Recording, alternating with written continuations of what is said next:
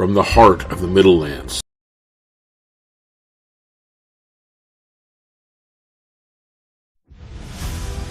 Shattered lands, heroes rise, emerald warriors piercing skies, crushing foes, blood-soaked blades, legion born, never fades.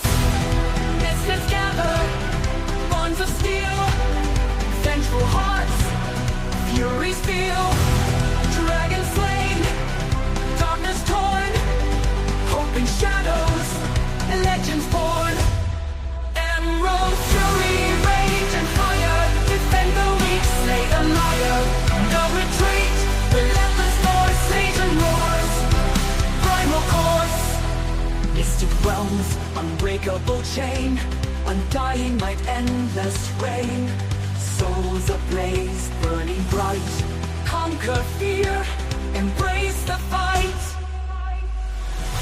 Through the night, storms collide, heroic hearts, worlds inside, fierce and raw, never yield, innocent safe, battle sealed, epic quest, paths unknown, blood and sweat, seeds are sown, shield the meek, ruthless doom, emerald legions, final bloom.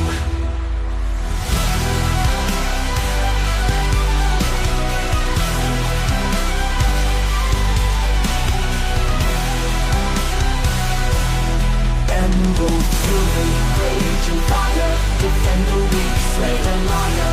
No retreat, relentless force, legion roars, primal course.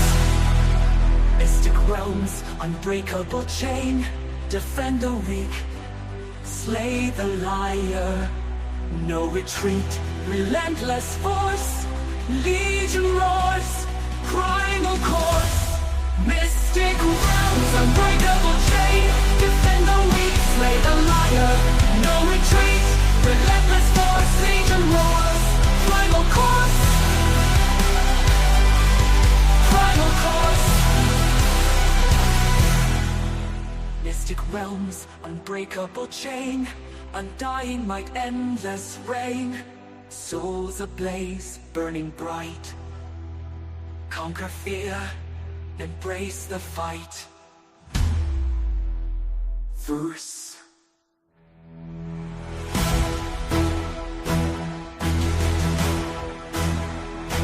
Through the night, storms collide, heroic hearts, worlds inside, fierce and raw, endless rain, souls ablaze, burning bright, conquer fear, embrace the fight.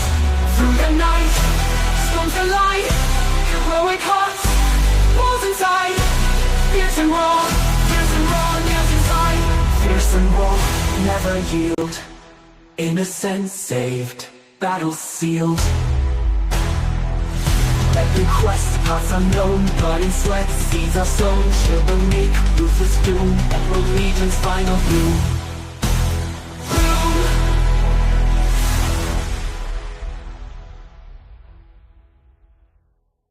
From the heart of the Middlelands, where the golden road passes through fertile plains and close to ancient woods, the Mistwood Forest stands nearby, a sprawling, enchanted expanse where time itself bends around the Etherbloom gates.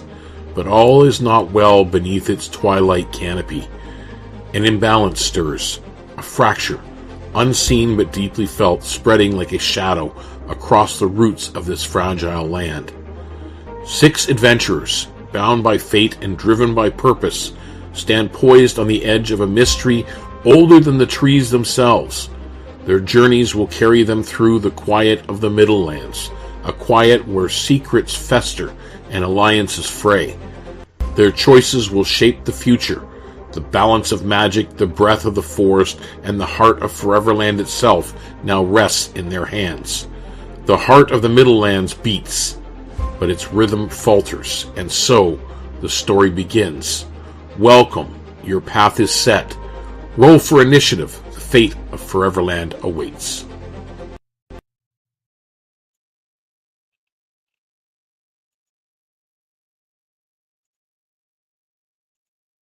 Hey everybody, welcome to Deacon's Table and another episode of Emerald Legion.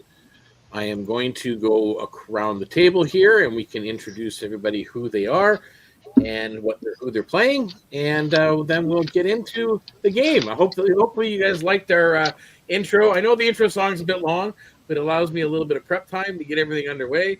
But then the new little introductory blurb on the Middleland and what we're doing here.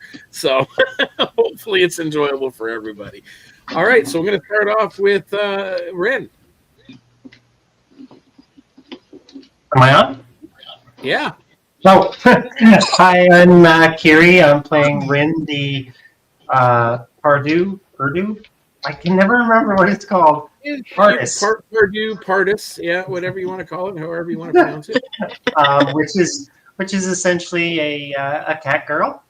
And you can find me on Twitch and Discord and YouTube as Kiri Morning. Excellent. And Serena. Hi, I'm Lorelei. I'm going to be playing Serena, our lovely Oath of Redemption paladin. And you can find me on Facebook as Lorelei Redfern and Twitch is L Redfern. Xerxes. Hey, I'm Garrett. I'm going to be playing Xerxes, the Zephyrith Bardlock. The Zephyrith are like essentially a praying mantis, kind of a bug deal. Wings, rainbow-colored wings, things like that. Very cool. I'm on the socials, but my names are very long and confusing, and even I don't understand them. So That D&D guy. yeah, it's something like that. I don't even think it's that anymore. It's very possible that's changed to something new. Oh dear. You know, just one more bong hit and you change the name again. Pretty much, yeah. Oh, good. Every 420 we're done. So let's move on to Yuki. I'm playing Yuki. She is a Lepus, I think that's how you say it, which is essentially a bunny person. She's a Twilight cleric. Excellent. Oswald. Hello, I am playing Oswald, a black-type birdfolk ostrich, who is a paladin of the Oath of Glory. And I'm Jack, also known as Black Lantern Ace. You can see me at Twitter or X, and you can see me on Discord at Black Lantern Ace. Yeah, I think we're gonna have to change that and make it to at Combat Chicken. I think that's what we should do. At Combat Chicken. And last but not least, we have Passiflora. Passiflora definitely agrees on the whole combat chicken. Especially when it comes to touching the poison frog or moss dancer. No touchy, no touchy. Yeah, no touchy. That's But not Don't worry, next time I'll just go in net. But So who's no, Passiflora? Passiflora is a. I always forget to do this. Sorry. Moss Dancer. Yeah, no, I said moss dancer. I did say that part. No, I was saying that she is a ranger rogue mix. I always forget what class she is for some reason. I don't know why. The class is what I remember most about my character. I always forget the race of my character. So she's No, a rogue. I remember moss dancer, but that's because I helped develop it. So Yeah, I just keep thinking bunny person. I'm like, what is it actually called? It's a bunny person. Yeah, Lepus or Lepus, however you want to pronounce it, Lepu or whatever. I mean, it's all. I like look the at it. pew. It's just three letters that you as players can interpret the way you choose. I have my way of saying it. You can have your way of saying it. That's all. It's all fine. Just to explain to again the people that are tuning in and watching and decide to watch the stream later. We did not stream last week. Instead, we had an internal meeting to kind of restructure things on the way we're playing the game and hopefully to make it a little bit better for us and more enjoyable and a little smoother to watch as well. Who did we lose? Who did we? Passiflora. Passiflora.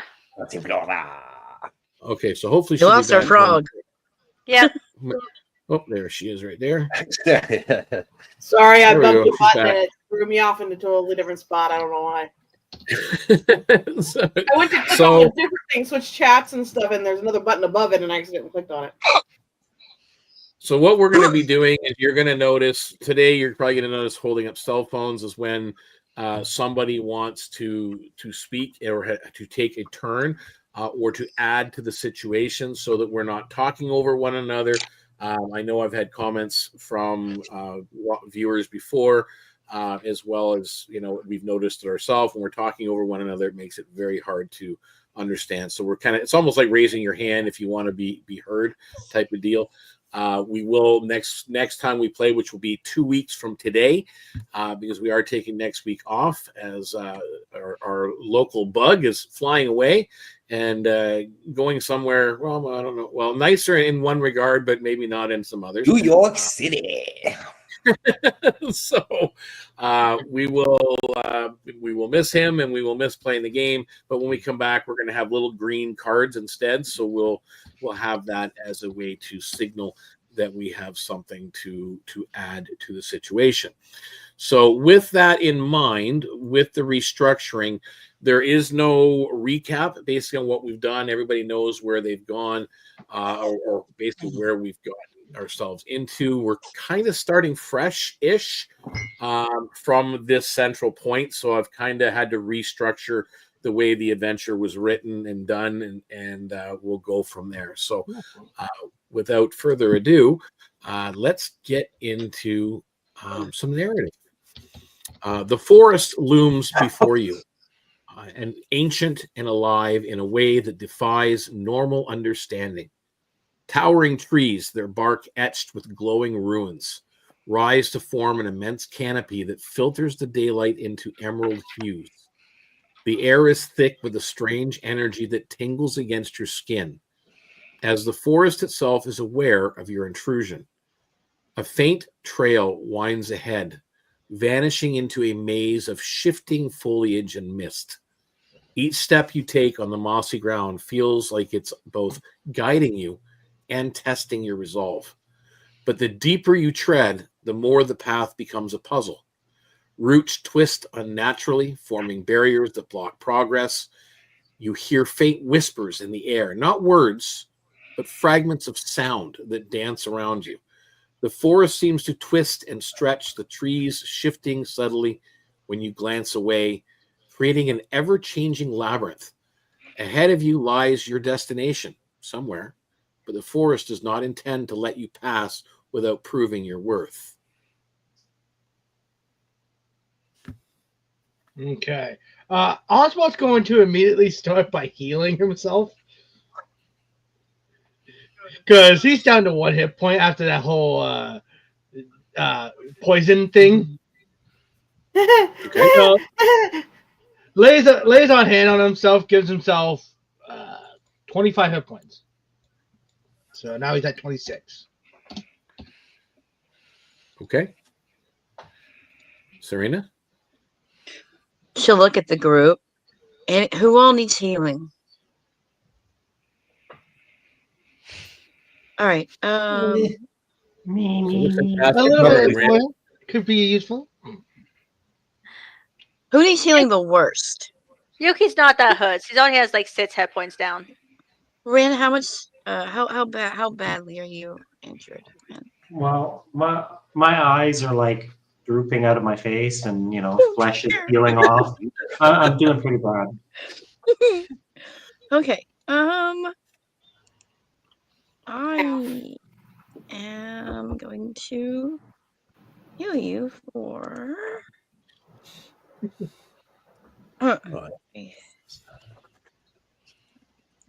I think I've already used my lay on hand.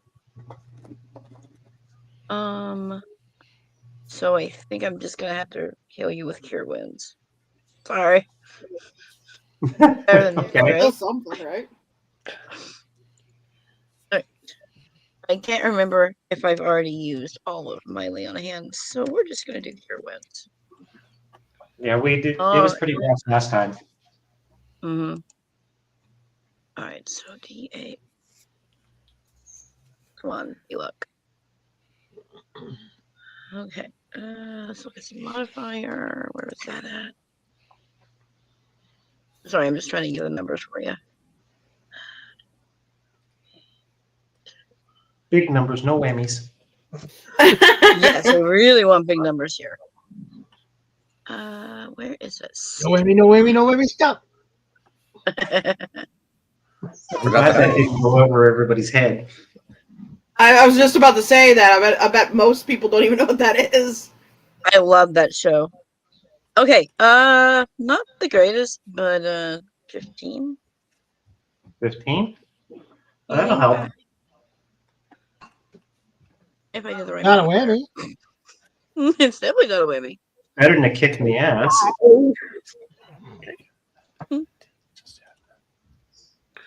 Okay. All right. Now that taken care of, you guys are in this position now, That's exactly how many. trying to move forward, but really not sure which way to go. Like you're feeling misdirected and confused, and it seems like the forest around you is working against you. You've got these twisting paths. You've got these roots that seem to be sentient and alive. You got these whispering illusions that seem to be around you everywhere that don't make any sense. These sounds. Who has any suggestions on how you're going to find your way forward? Can I make a survival check to kind of ascertain what would be the best way? Okay. Like just looking at it and looking at the surroundings, because I kind of live in the earth, and so I feel like I might. Like, I've got You're trying to figure out which one's real.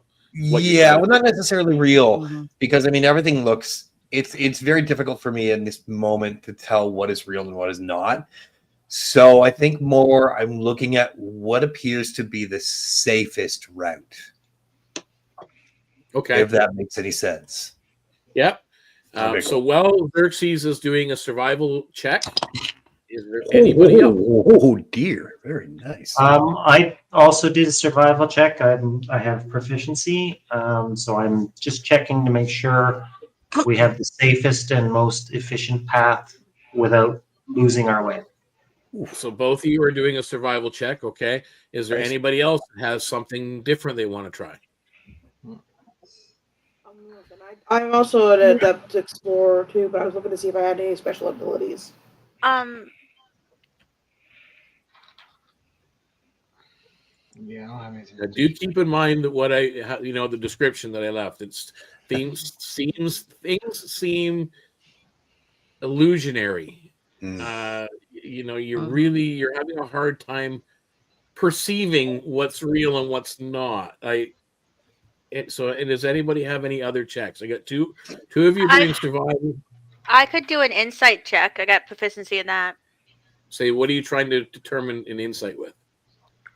I guess if something gets off, or if something doesn't seem like it's quite right.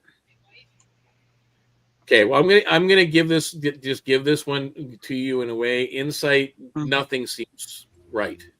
Everything here seems off, slightly. So it's not insight you're looking for. Serena or Passiflora, Oswald, do you guys have any kind of checks you want to make? I have. Oswald has an idea. Okay, well, that's why I asked. Oswald just goes, "Hold on a minute, I have an idea." He just pulls out his lasso. Okay, well, keep in mind, Oswald, before you go on, you've got two individuals already that are literally searching like they're busy doing something. So you've got a lasso out now. What are you doing? He's going to hand it to who he thinks is probably the strongest out of the group, which he looks at Serena and passes her the end of the lasso, ties it around himself, and he says, "I have an idea. God. Realistically, if I go down this way, I could just easily come back by using the lasso. Why would you assume the human is the strongest one, and when we have a Oh, bug? That's what he's She's a done. paladin. So you've handed her the end of the rope, Boy. and you've walked ahead just down whatever path. Yeah, Am I I just supposed to? Okay, Okay. Serena, what are you doing at the end of the rope? So she's holding it to the rope. It's just like, what do you want me to do with this? So you Hold on yank to back it. the roasted chicken? Hold on to it and pull it back if I don't come back. So we might have barbecue chicken. Got it. Okay, so that's what you're doing. You're holding the rope. Anybody order KFC? Are you going to do anything? Pass the floor. So I think she's gonna speak up. You know all those people, you peoples that can do the wispy things through your fingers. You know what's it called? Magic. You do that. Is there magic-y stuff here? Okay, well, Basically trying you to get said you guys that. to do our So part. I will allow you at this point, even though you don't have the ability, I'm sure, you can make an Arcana check. No one else did it, so you can do that. So what I can try. I'm not good at it, but I can try. What was our survival rolls? I rolled a 24. My night's Nice. hot tonight. Awesome. And Rin?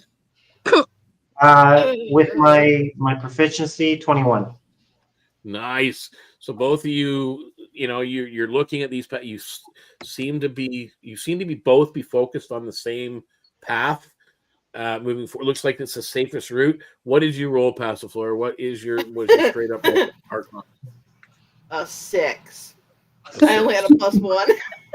Okay. No idea. This is why I was trying to magic then- people to do it. Yeah, unfortunately, I'm not a Arcana person. Xerxes, you rolled the highest for survival. I need you to roll me a d6. Ooh, And Oswald, okay. roll me a d6, please. Oh dear. Digging into my bag here. You have found Oswald. I Yeah. have sadness. Aww. Oh no. Okay. I 4, 3. Okay. So you rolled a 3, you rolled a 4. So Oswald, you leave.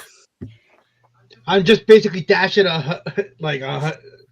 Okay. And for some reason, how long do you guys wait while he's gone ahead to check?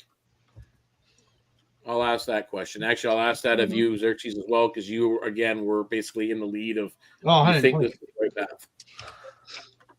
path? I mean, I think we give him like at least a good 5 or 10 minutes, anyways. Okay. Going down About 150 around.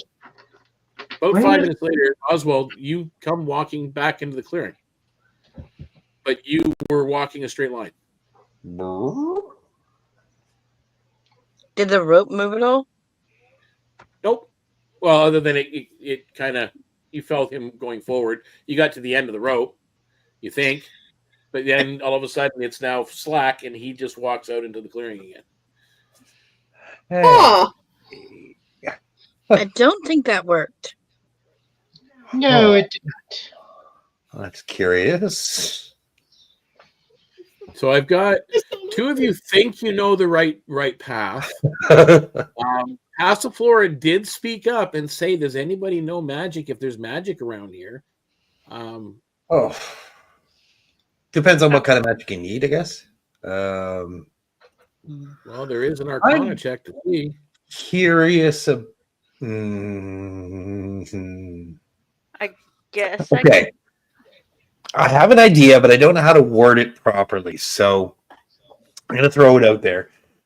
What I want to try to do with minor illusion is I want to try to confuse the forest, if that makes sense. Okay. I don't know how I I get would what you're trying to accomplish say. that, though.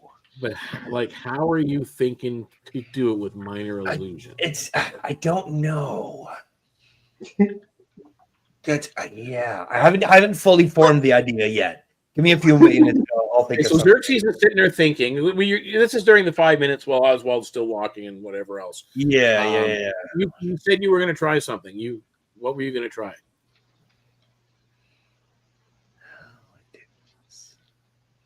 Sorry, who is it you're talking to? Yuki. Oh, I'm not 100% sure. I know. Okay, well, I'm just wondering if Yuki has anything to Oh, do. I apologize. Sorry. Go ahead. Because you were thinking about it. I could try and do a Arcana check, but I don't have much hope in that. Do you have it proficient? No, but I got a +2 in it. There you go. Better than nothing. Yeah, I know nothing. We got a 5 with my +2. Eh. You got the same number me I did. So Oswald does come back, and as it turns out, as you're thinking, Xerxes, do you cast that spell and attempt to do? No, I want to try to do something different in place of that because I had a different idea. What I tried doesn't make sense, and it's not going to work. What I want to do, if I can, is use prestidigitation to create a tiny compass to see if it can pour. Do we know which way we're supposed to, like which direction we're supposed to be going? Northeast, west, All south? you know is you're following a path. You didn't have any directions north, south, east, or west. You just been following this pathway through the woods. I still want to do that. it's- I still want to pull out the compass with Presti and just see what it does. Okay. Like is the dial like going nutso or Pretty much. It's not like, but it's going around and around and around. Your attempts to navigate this part of the forest grows increasingly futile. The trail beneath your feet, as you try everything, loops back on itself, and familiar landmarks reappear in defiance of your sense of direction. An animated root lashes out, tripping you with unnatural force, sending one of you sprawling onto the mossy ground. The whispers in the air seem to laugh, growing louder, mocking your every misstep. The forest, patiently waits for you to gather your resolve and try again. So you all you kind of move forward thinking you two have found the path, but you all of a sudden you come right back out in this clearing again. Okay. Can I have Oswald try to roll Arcana? Yes, you can. If he fails, I was going to have Serena try it. You guys know you can be combining things like helping someone on an Arcana check and things like that, and boosting, giving advantage. Oh wait, yeah. Can I give him advantage? Yes, you can. I'm sure your modifier is better than mine. Oh, thank you, advantage. 19. So with the 19, listening to what Ren and Xerxes had already contributed about why they thought a certain pathway was the best way forward, you add the knowledge of, as you're looking around at the magics that are working in and around the forest itself, you seem to be able to decipher certain magical energies that are causing the disorientation. Oswald just decided to point to who he thinks is the most magical of the group. He goes, Xerxes. Yes. Have you noticed this magical flow here that I'm seeing, or? Now that he points it out, because you were focused before on the path, the physical path. Yep. Now you're looking at the patterns of magic that he's pointing out, and sure enough, you see a pattern to what's going on. Yeah, it does have kind of a little deal to it. No, weird, huh?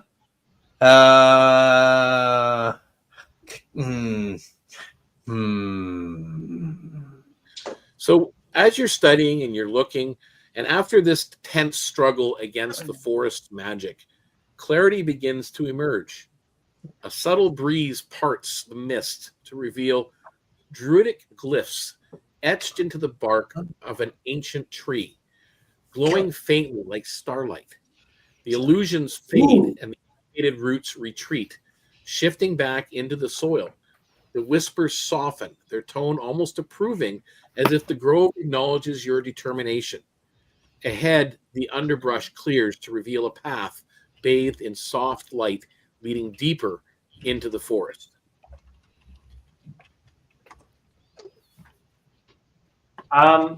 When the glyph shows up, I go over to investigate because I like sparkly.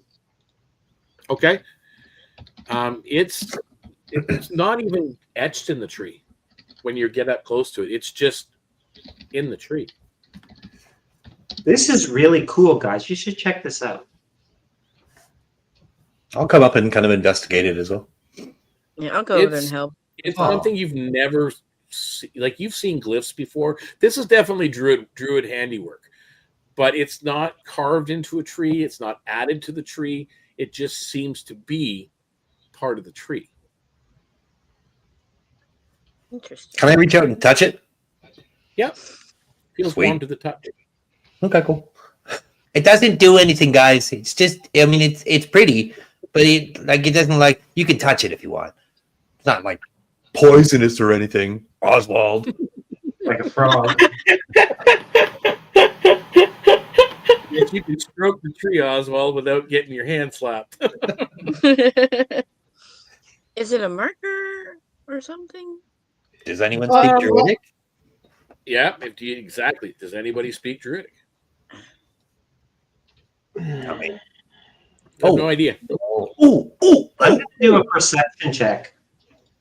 A perception check? Yeah. Okay. Like just kind of expanding my awareness around the tree and the area around. And I got a 3. I'm completely clueless. You're clueless. You're so mesmerized by this shiny glyph. Shiny. Yeah. You're like, oh, this is cool. But it is this path that opened up. That's like where you can see sunlight coming through. Mm-hmm. This tree is right beside it.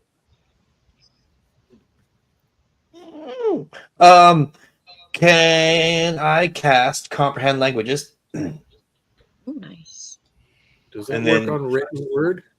Yeah. It says you also understand any written language that you see, but you must be touching the surface on which the words are written. Okay. Nice. So you cast and you touch the tree. It's a glyph or a marker or a ruin that the druids have grown into the tree that means safe passage.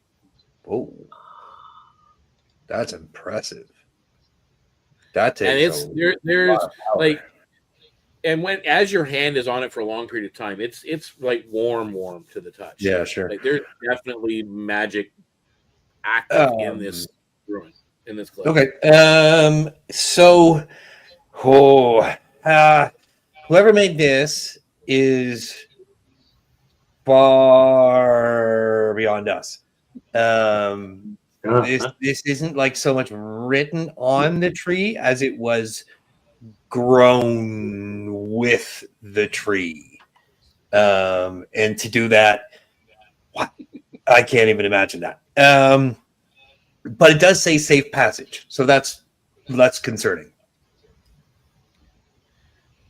Now that we've gained our frog back, and Rin, you got something to add? As soon as he says it says safe passage, I just start walking down the path. Start walking down the path. Is everybody following along? Yeah, I think so. Yeah, we'll follow in. Yeah, I do think Pacifier does say though. Are you sure we're not like just passing on someone else's territory? I think that's the problem. Safe passage means safe passage. It does. Hey.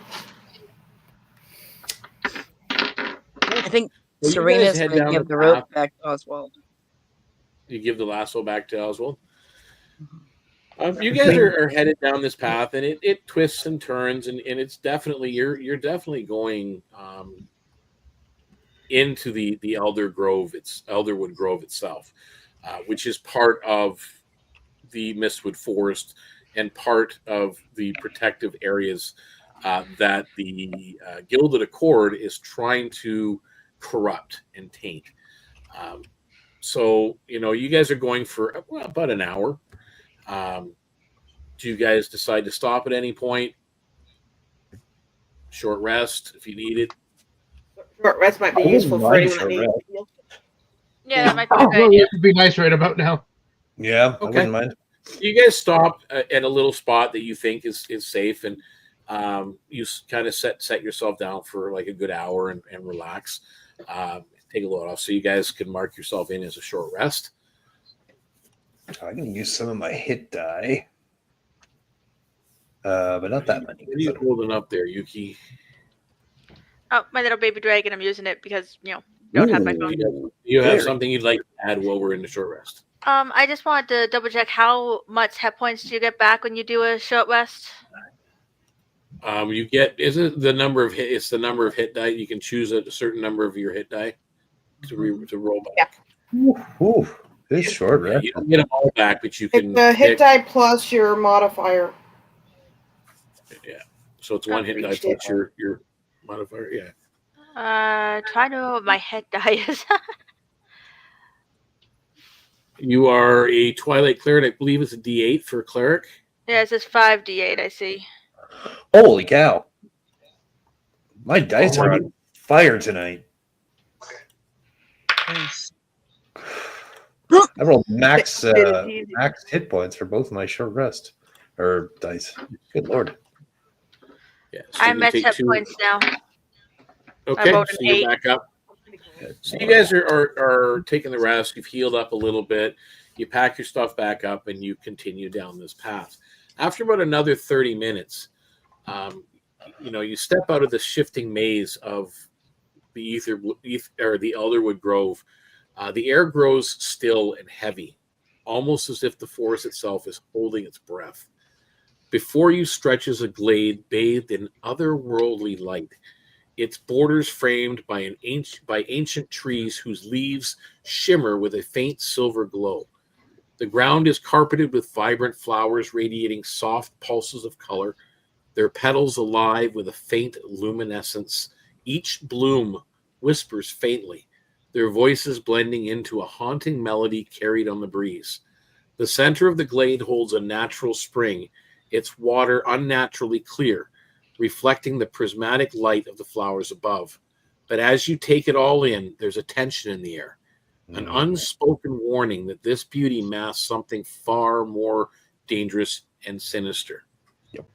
Emerging from the edge of the clearing, a figure draped in flowing robes appears. Her features are sharp, her presence commanding, and her movements as fluid as the wind through the trees. Her eyes are as ancient as the forest itself. Glinting with a mix of sorrow and purpose, she watches you intently, a staff of twisted oak in her hand, before speaking with a voice as soft as the forest whispers, but weighted with undeniable authority. You come here with purpose, though I wonder if you know the cost. This grove has suffered, its lifeblood corrupted by the greed of those who seek to control what they do not understand. Xerxes? You're first up. Can I cast Armor of Agathis on myself? Yes, you can. I feel like this is sus. Cool. Yeah, I ca-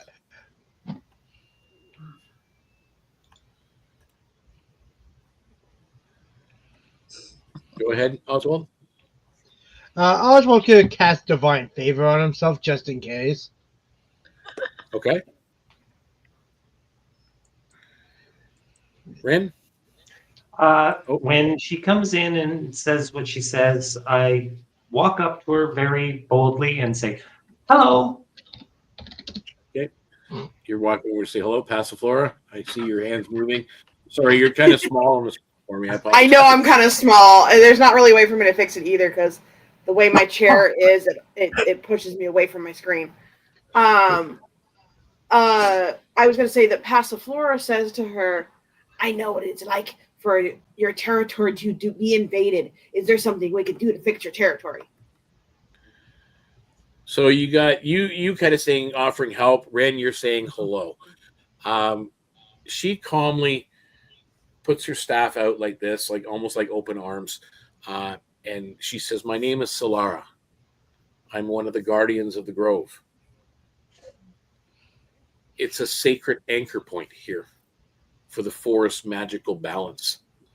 The Gilded Accord's been siphoning Etherbloom energy directly from the glade and from the portal, destabilizing the surrounding area and corrupting its wildlife." Sounds like a lot of wispy stuff. How do we fix it? Well, there is a laboratory that and she gives you some directions. If you take this path and then turn this way and to the jagged rock and then turn left, like they've built a laboratory in the grove. But be careful. There are creatures out there and things that they've summoned through their evil energies to aid them in their quest.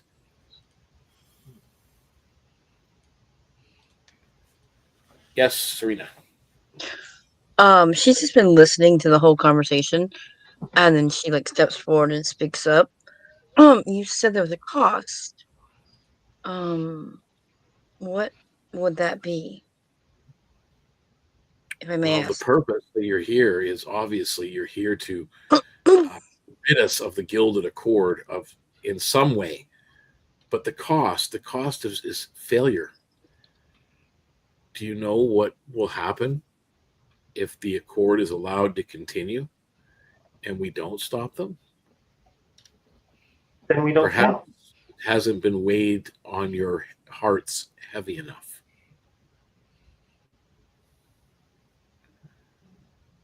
We can do it.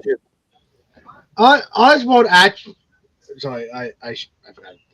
Yep, go ahead. Sorry. Oswald is actually going to say, you underestimate us if you think we do not know what the stakes are.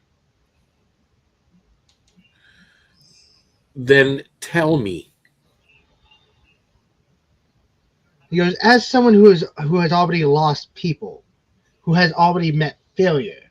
That is not what I was asking. What is the cost of failing in this mission? I assume it would be that the people that you are talking about will gain power, and that is a devastating loss for this realm. She laughs. It's kind of a melodic laugh, but it's a laugh. Yes, Xerxes. Xerxes will step forward and say the cost will obviously be the death of the forest.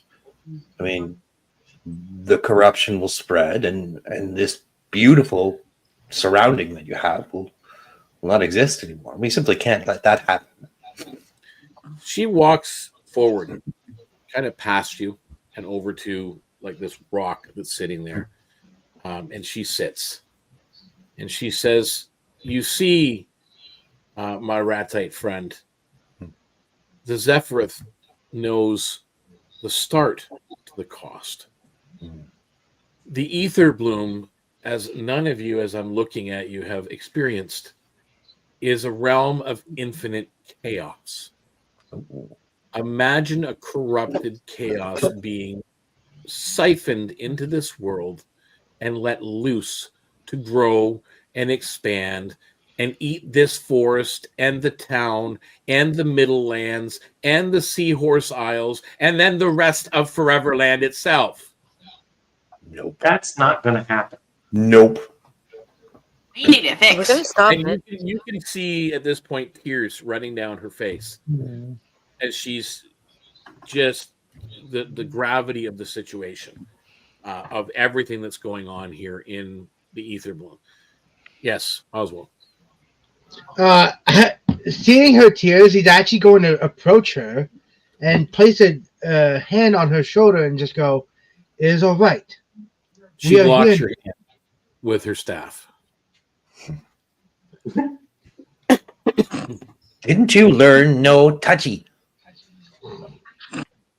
She looks at you with these soft but sad eyes at this point.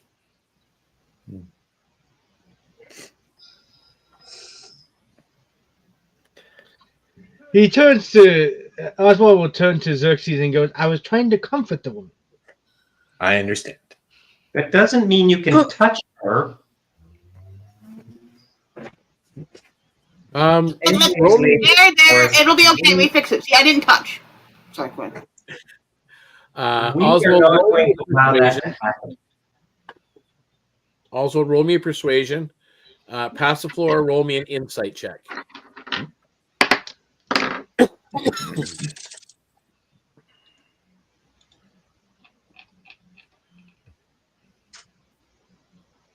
Did you say I'm gonna have to look that one up. Yeah, that's a 26. Okay. Pass the floor. Insight. Sorry. My insight was a nat 1. Okay. You're oblivious to whatever is going on at this point in the situation. However, Oswald, you managed to, through your explanations with your traveling companions and with her, to convince her that your intentions were well-meaning and that you are committed to offering assistance and help. With that, she places her staff on the ground and reaches behind her to her pack and pulls it off to the front. She opens it up and she produces a small piece of rolled up parchment and then another vial containing what you guys know to be a minor healing salve. Does 2d4 plus 2 hit points when applied. So she hands that to you, and then she hands the parchment as well. Is it? I apologize. Is it just one, or is it one for each of us? One. No, Okay, just that's one. Thank you. Oswald just opens the parchment to check it out. It seems to kind of look like a map of the clearing you're in now, and then the path that she pointed out, and it seems to have certain X's marked. As it kind of shows you, and then it shows a square box on the one side, and there's like X's marked in certain spots. And she says that should help. Stay away from the X's. What are the X's? Hazards, traps, other things. Set by you or the bad guys? No, by the Gilded Accord. Oh, so targets. That should get you safely to the laboratory. And then from there, unfortunately, you're on your own. We usually are.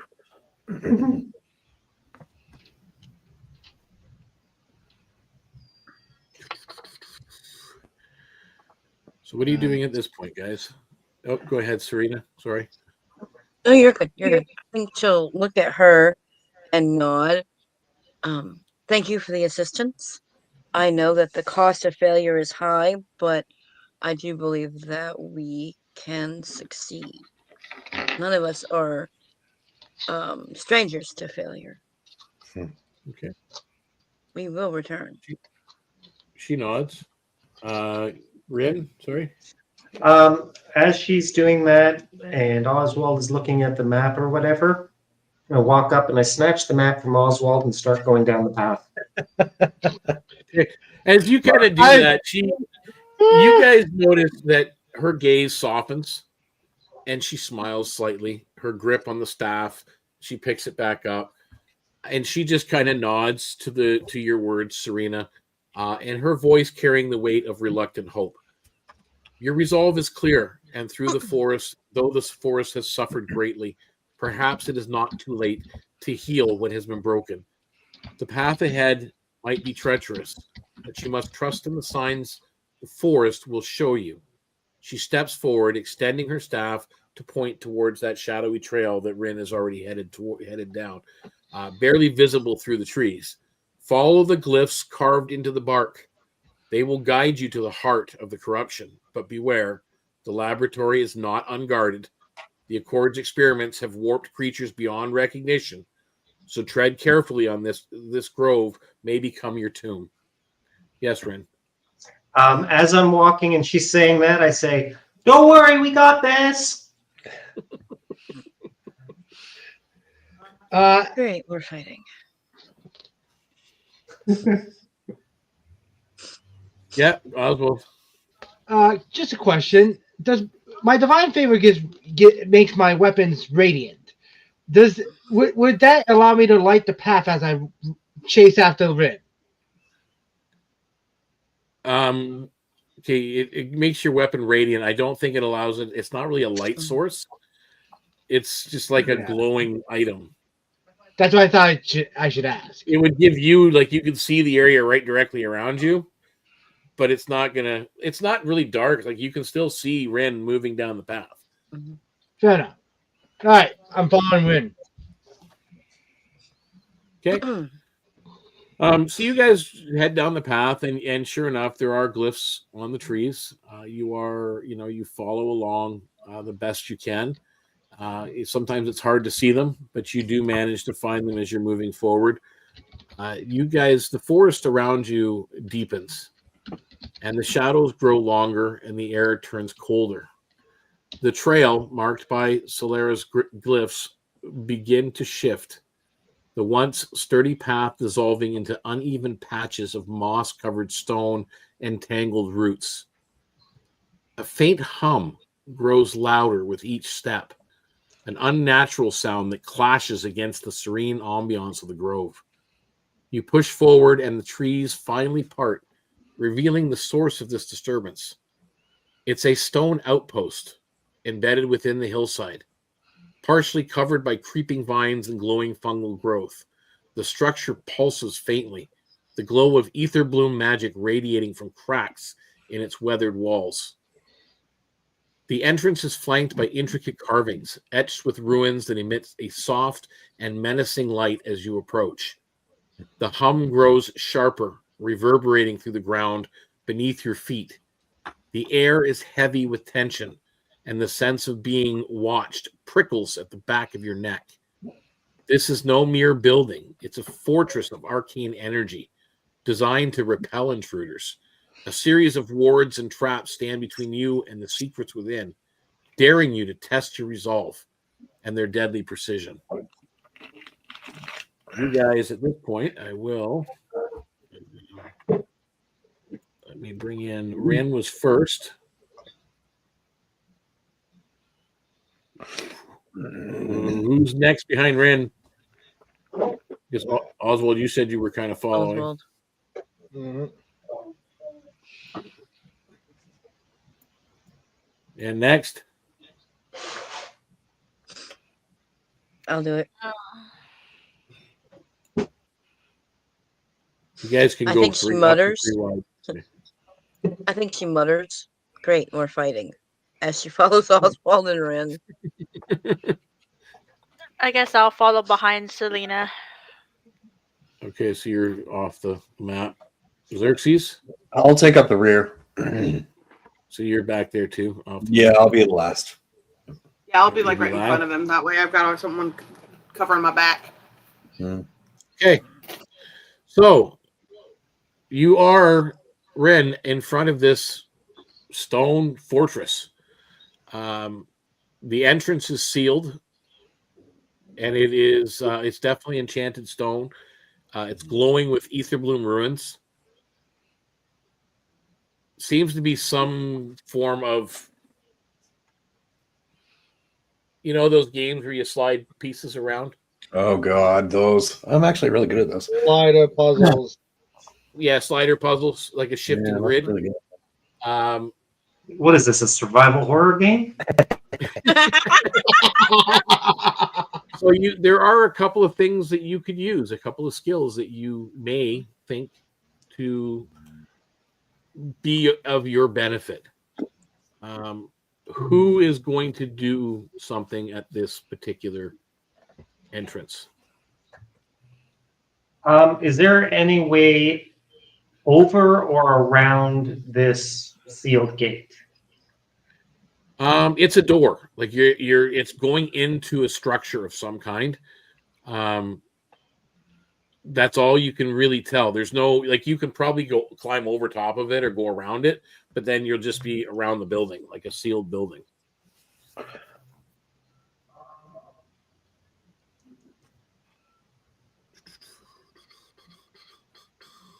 I'm going to attempt to use my insight to try and solve the puzzle. Okay, so you're using insight. Serena, you had your hand up. Yes, I I was gonna do the same thing. Can I instead give Rin the advantage because I was also gonna try and use insight to solve the puzzle? Yep, so Ren, you're gonna have advantage on that roll. Xerxes? I was gonna say I wasn't gonna do anything other than cast guidance on whoever is going to attempt to solve the puzzle. So in this case, Rin. Okay, so you're gonna have guidance on you as well, Ren. And Oswald? Actually, I have enhanced ability, so I'm hitting Rin with that. So I get it. Because I got 19. Okay, so you're like 30 probably by the time it's all done. Using your insight, you're looking at it. It takes you about 10-15 minutes as you're touching the ruins and you're looking at them and you're partially sliding them, but you don't want to quite put them in the wrong spot. So you're very careful, and all of a sudden a pattern makes itself clear to you. And you slide them over, and sure enough, as you do so, with the final deliberate adjustment, the ruins all seem to click into place, forming a perfect replica of the Etherbloom flower's radiant petals. A low hum resonates in the door as the glow subsides. The heavy stone shifts and groans, retreating into the wall to reveal a dark corridor beyond. The air within is cool and faintly metallic, carrying the scent of ozone and ancient stone. Whatever secrets lie within, they are now within your grasp. So you've got this long, dark, it is a dark corridor. Can I minor illusion the sound of soft applause? Yep. Just like a crowd of fanfare, little quiet fanfare. Yeah. And Rin is just hamming it up. Rin's loving it. She's doing striking poses.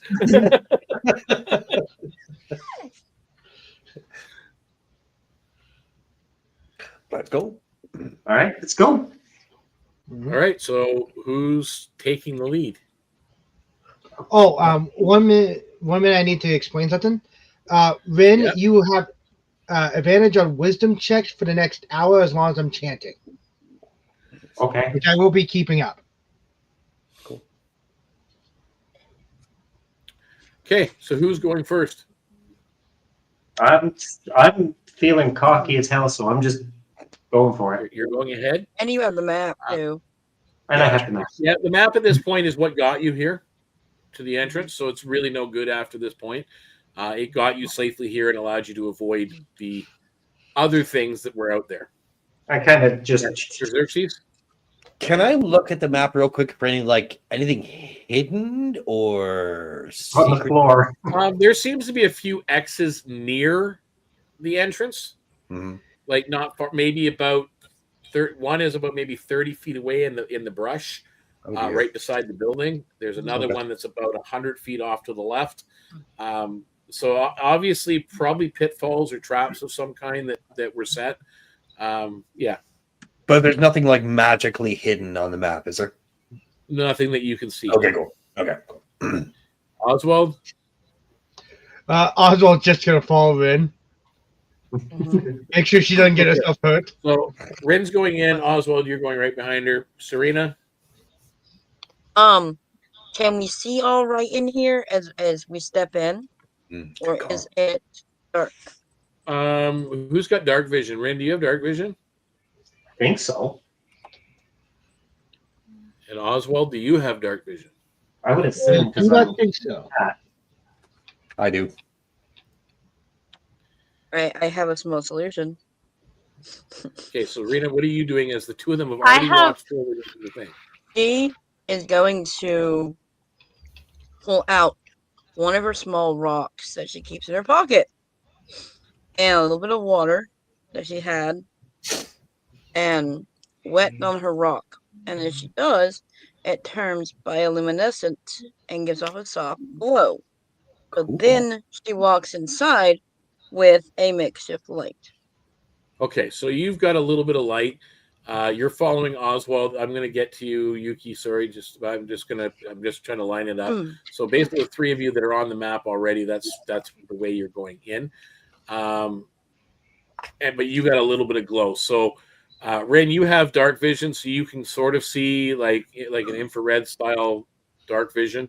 I like this. Sorry, that's how I like to play dark vision. I like it. And then Oswald, you're kind of blind in the dark. However, Serena's coming up behind you with this soft glow of a rock. Oswald, you have something to add as you're moving forward. Yeah, seeing the soft glow, he's just gonna be like, "Good work, Serena. You have found light." You can thank my colony for that. Okay, I need Yes, the sir. three of you because you're the first three going in.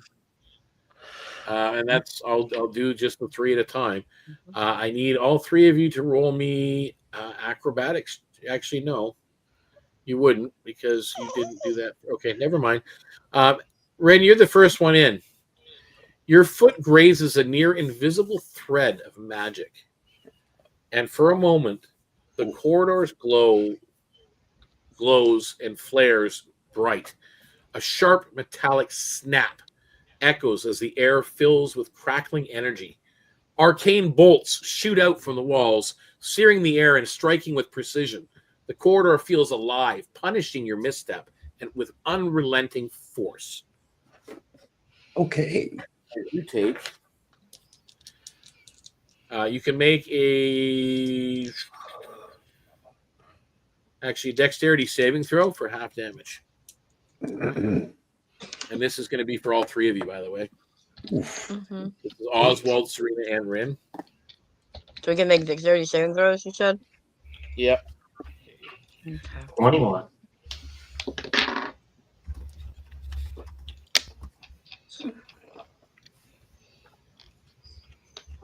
Okay. So anybody who is under 16, you take 16 points of damage.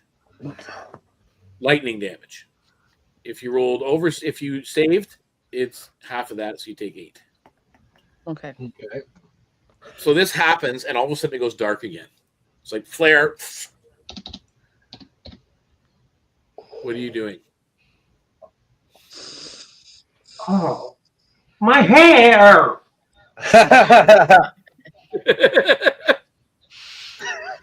As basically we have Ren inside, and then Oswald With right her there. hair up like this. Serena. And then Yuki's at the entrance now. I think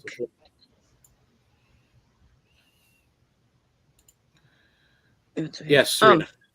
I think that she's gonna call back over her shoulder. Be careful.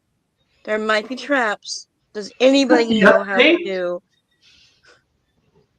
check for them or get rid of them? Okay, Xerxes, what are you doing? I have a question. When we opened that door, did it make a lot of noise? Nope, not really. Okay. It's just like the sound of a like shifting rock, but not Yeah, like loud. yeah. But it's fairly quiet in the forest, It's fairly right? quiet, and this corridor is silent. Okay. I'm gonna keep a very close eye on our surroundings behind us to make sure that nothing else heard that and is stalking. So you're watching. You're basically keeping the 6. Yeah. Mm-hmm. Okay, Oswald. He's actually going to look at Red and Passiflora and go, "Does anyone know how to disarm traps?" Nope. Yeah, my cousin was a rogue. Yes, yes, yes, yes, yes. Yep, that's a Flora. You're near the back. Yeah. I could do that. Okay, so you're moving up near the front at this point. And you are moving in, passing through. You're getting to the entrance, so you're there basically in the entrance. Make me an investigation check, but with add your proficiency bonus as well, as you're looking to identify the traps.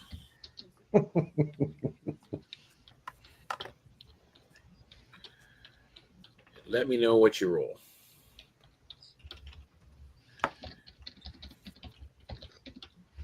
$17.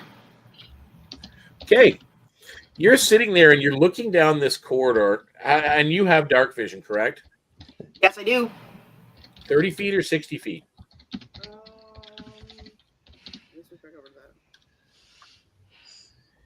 Just out of 60. curiosity.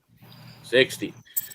You can actually make out these faint magical threads. Not real thread, not string or wire or anything like that. These are magical threads, and they're at different spots throughout this entire corridor. You're looking at that, and you're looking at everything else. There is no way to disarm this particular trap. However, you can see where the wires and the lines and the threads are. Oswald, you wanted to add something? Actually, I know Yuki wanted to add something, but you have apparently overlooked her or something? Sorry, I can't see. No worries. Yuki? It's just that when we were about to have people go in, I had my hand up, and you said you'd get to me, and then you just kind of forgot me. Oh, yeah, when I moved you up to the door. Go ahead. So what are you doing at this point? Because you haven't gone in yet. I just wanted to let you know I do have low light vision, so I'm not sure if that's helping out, and I can cast light. Okay, you can cast light down the dark corridor if you really want to. The low light vision just allows you to see like it's low light.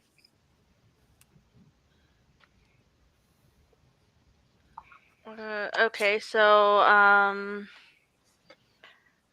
it says I have to pick an item.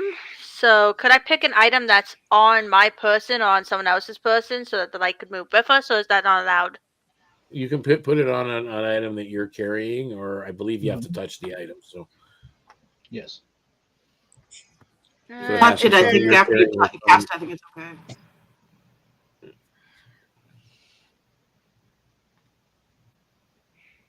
Okay. So no one's moving at this point still, as this is all going on? Everybody's still stopped? I'm fixing my hair. Okay. Oswald doesn't want to get shocked again. I will say Passiflora will be explaining that there's these little red lines. Look like you're basically, they can't really at this point see them very well unless they make an investigation roll themselves. But you can point out that they're there. Mm-hmm. I think what she'll do is she'll take like some random little scrap piece of something out of her pocket and throw it against one of the lines. Now, see, watch. And she'll. Oh, or well, no, because that'll go down the whole line, won't it? I mean, yeah, I was just gonna say. I think you triggered that. No, I will let you take when back I think that of traps, I think of them going this way. I don't think of them going this way. That's what's throwing me off. Yeah, there is a way through, but I mean, it's gonna take some maneuvering. Mm-hmm. Is there any like rocks or anything like around where we are? Lots. There's rocks everywhere. Okay, I'm gonna pick up a rock, then cast light on it and throw it into the area where they are. Passiflora runs out of the tunnel. He sees him getting ready to run. You are right there, so you see her doing this. I'm stepping out. I'm stepping out too. Oswald's getting out of there. Well, you don't know. Oswald and Serena, you have no idea what she just did. You're in the dark tunnel, focusing on the lines and everything else, and she tossed the rock from behind you. Oh no! Is there any way for me to stop her before they get out? Doing, she just Did it. So, yeah. Yuki, roll me a d6, please. Please don't hit one of the lions. We got a 1. Oh no. Can I get a saving throw from Ren, Oswald, and Serena, please? We survived this. We're having Coney for dinner.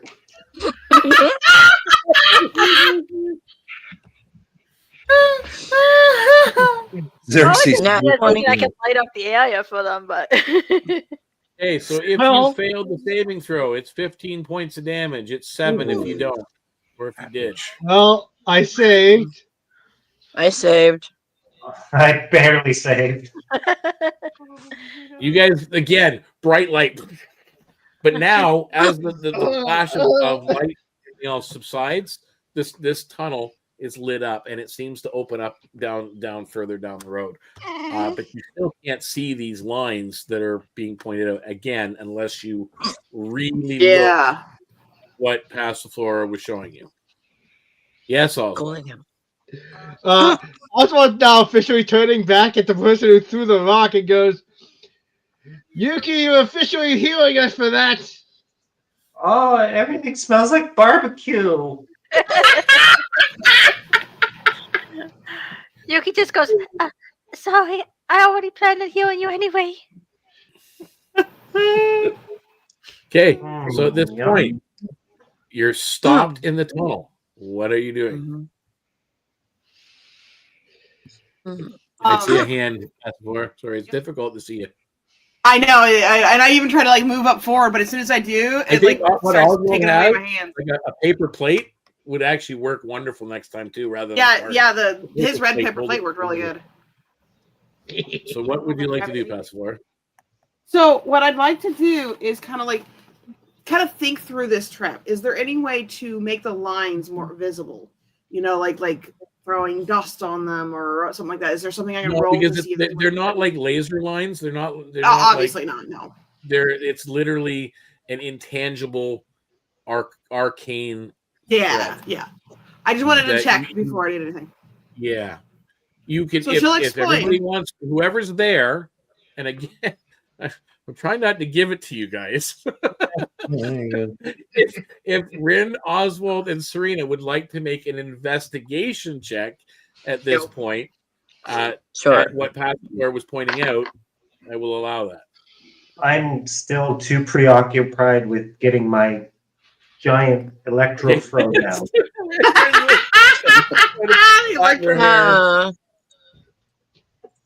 A natural 20. Okay. I rolled a nat 1. You have no clue. Of course, I'll- You don't know what she's talking about. Serena, you see them. These arcane lines. And Rin, you're there just fixing your hair. Your hair goes down flat. Are you moving forward? I think I'm going back to She has pointed out to all of you that are in the thing. She's pointed out that there's something here, something there, something there. Serena, you see them. Yep. Yeah. Go ahead. I think she will go, I see the lines, and she's going to slowly start going forward. So you're going to go stepping forward. over. You're going to go through friendly people. That's fine. You can move through the same square as another person that's in your own party. That's fine.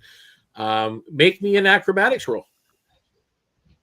I'm going to try to go And across. yes, I have modified the DC because you know where the lines are. Nat 20. Oh my word, Okay. woman! You get down the hall. All right. Oh, See, it's not that hard. Just look through the lines. Okay, who's next? Oswald's gonna follow Serena. Okay, roll me an acrobatics roll, please.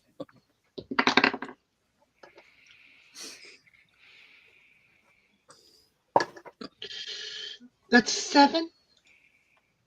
Okay, Oh no. sure enough, same thing. Everybody that's in the thing. So at this point, it's just Rin and Oswald. Make me a dexterity saving throw, please. I'm gonna tell you guys to go one at a time. I think Rin's gonna die. We need to come out of the tunnel. Everybody started going past me, and I'm so preoccupied with my damn hair. Okay, so if you failed, it's 12 points of lightning damage. If you succeeded, it's 6. Okay, well,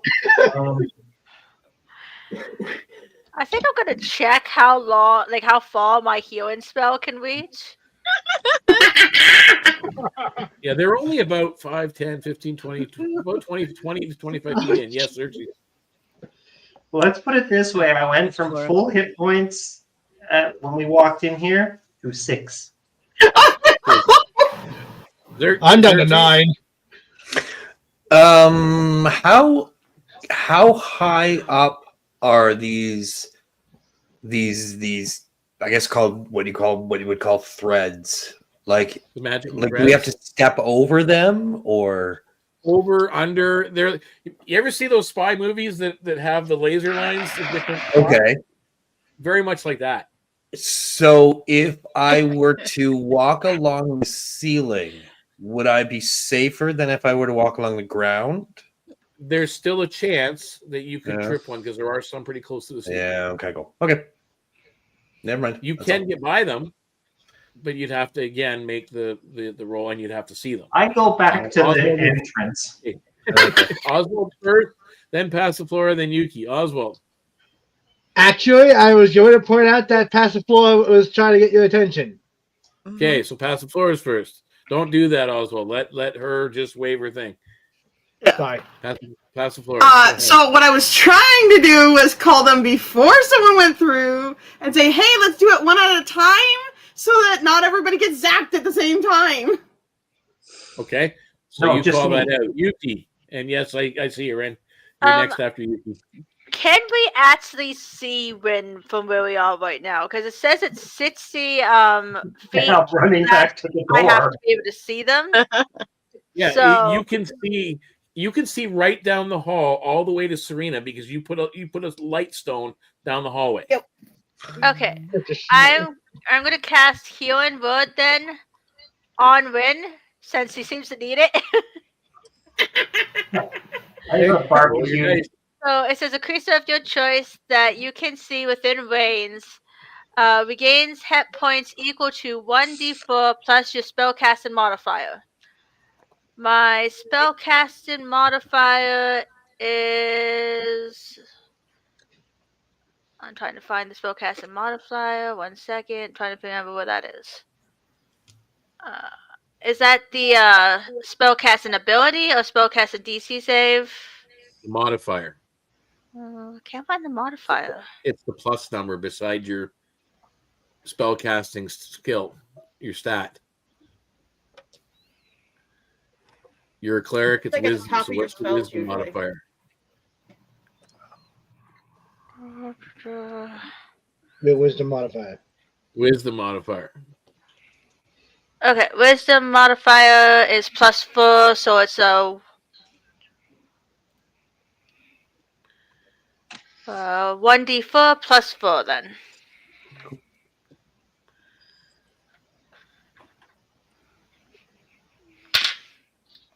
I rolled a 4. Nice. Okay, so you get 4 points back. Well, +4 So- on top of that, so it's 8. Passiflora has suggested one at a time. The only problem is there are still 2 people in the actual passageway at this time. So they have to either go backwards or forwards. And Rin did neither say one she was leaving the tunnel. identify where the Yeah. lines are. So who's Okay. moving first?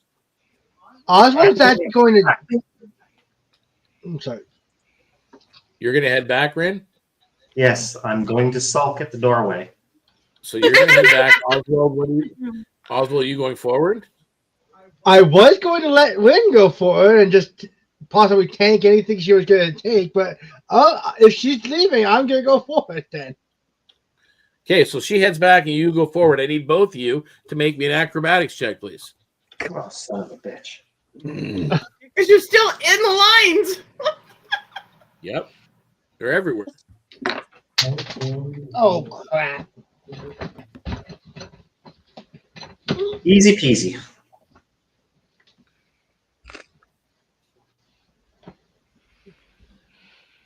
Where my die go? So Rin, just making sure it was 4 plus my modifier, which was 4, so you got 8 back. Okay. What'd you roll for your acrobatics check, Ren? 19 plus 6. You're out. Boing, boing, boing, boing, boing, boing. Well then. Uh-oh. Do you want your Oswald extra crispy? How bad? Roll on that one. Let's hope there's not a boss at the end of this because we're gonna be so fly. You failed. You take 9 points of lightning damage. 9? 9. He's down.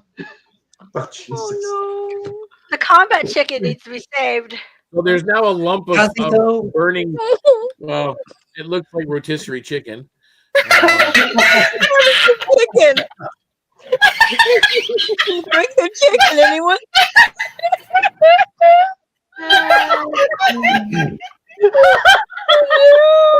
And now we I have love how you combat have the chicken, little rotisserie skull on chicken. Yes, top of his there's head. your hand. At this point, Xerxes will walk forward, kind of sidle past Yuki. First off, I'm going to cast Healing Word on the combat chicken at level 2. So you'll get 4d4 plus 3, and I'll just do D and D beyond because I don't feel like pulling out dice. I really like that most of our party can do stuff sort of easily. So combat chicken, you get 12 hit points back. We've been through so much and get our asses kicked by a hallway. We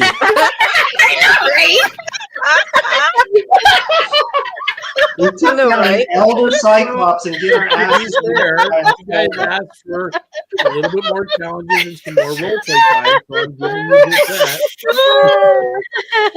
Okay, At least So- entertaining for the people watching. I hope so. This is wonderful. Okay, so what's your next move, Xerxes? so yeah, Oswald, you can take 12 hit points back. I will do that. Yeah, and I'm going to cast also Spider Climb on myself. I can do that at will, thank God. Yep. And I'm going to try to kind of maneuver through. I don't know if it'll help or not, but I'm going to try to maneuver. Can I see? I guess I have to make an investigation check, don't I? Make an investigation check. Yeah. I will also cast Guidance on myself because I suck at investigation. Oh no, that's not right. Hold on, let's do this right. Oh, no, that's not horrible. I'm still gonna cast Guidance on myself. I need a D4. Where am I? Keeps doing that. Passive player is like, hey, that was my idea. All right, so 15 for investigation. Yep. You see the lines. Okay, cool. So now Yeah, I'm you gonna try to navigate through them, crawling on the walls and on the ceiling, and through them as best I can. Acrobatics check. Yes, I keep dropping my dice. Where'd it go? No, not my dice. Sorry, what is it you need me to do? Acrobatics. Okay, cool.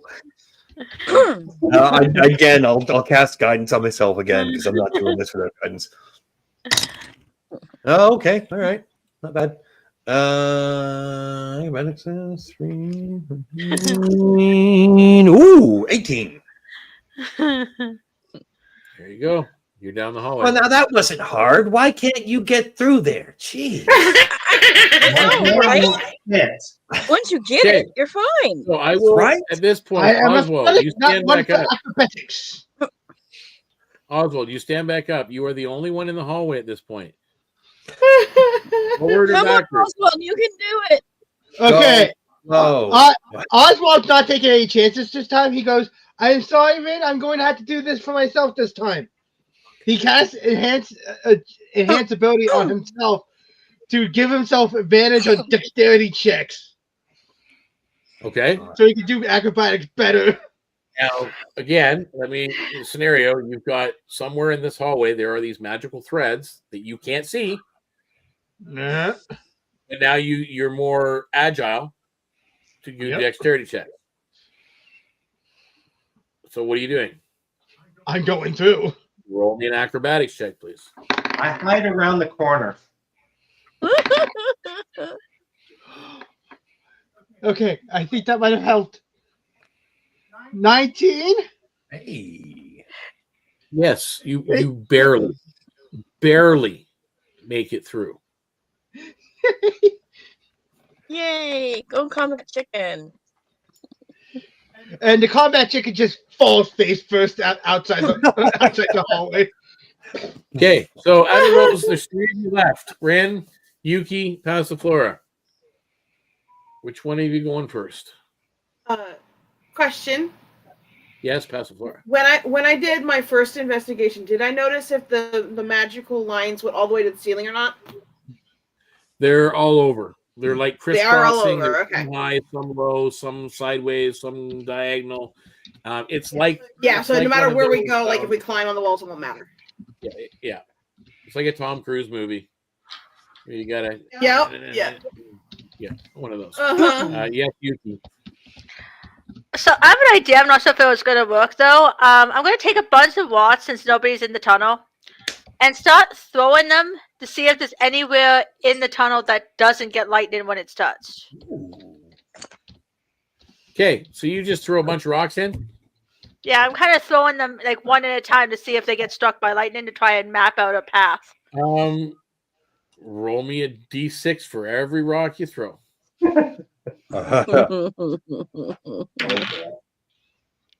on the first one. Lightning everywhere. 6 on the second one. Nothing. 5 on the next one. Nothing. And 2 on the last one. Lightning everywhere. Okay. So we know that 2 and 3, why through the watts, didn't get lightened. Okay. I'm going to point out, you've thrown rocks into a tunnel. Where that rock triggered the line, you don't know. Was it on the up throw, the down throw, the landing, where about? So you kind of have a little bit of an insight that somewhere in that path, it's free reign, but you'd have to follow the exact trajectory of that stone. Okay. So who's going first? Passiflora will try to jump in the pathway of one of the fox that didn't trigger anything, while also trying to keep an eye on like she's going to use her acrobatics to try and follow the trajectory of the good rock. You see the threads.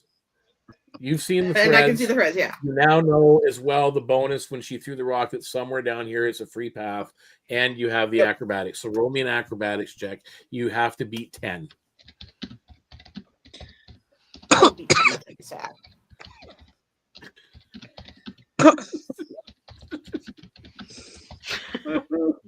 The killer corridor. Oh, you gotta be kidding me. I gotta be. Are you kidding me? No! Our most feared foe is the hallway, the horror. So, Passiflora, make me a dexterity saving throw, please. Oh, You what failed? is the hallway?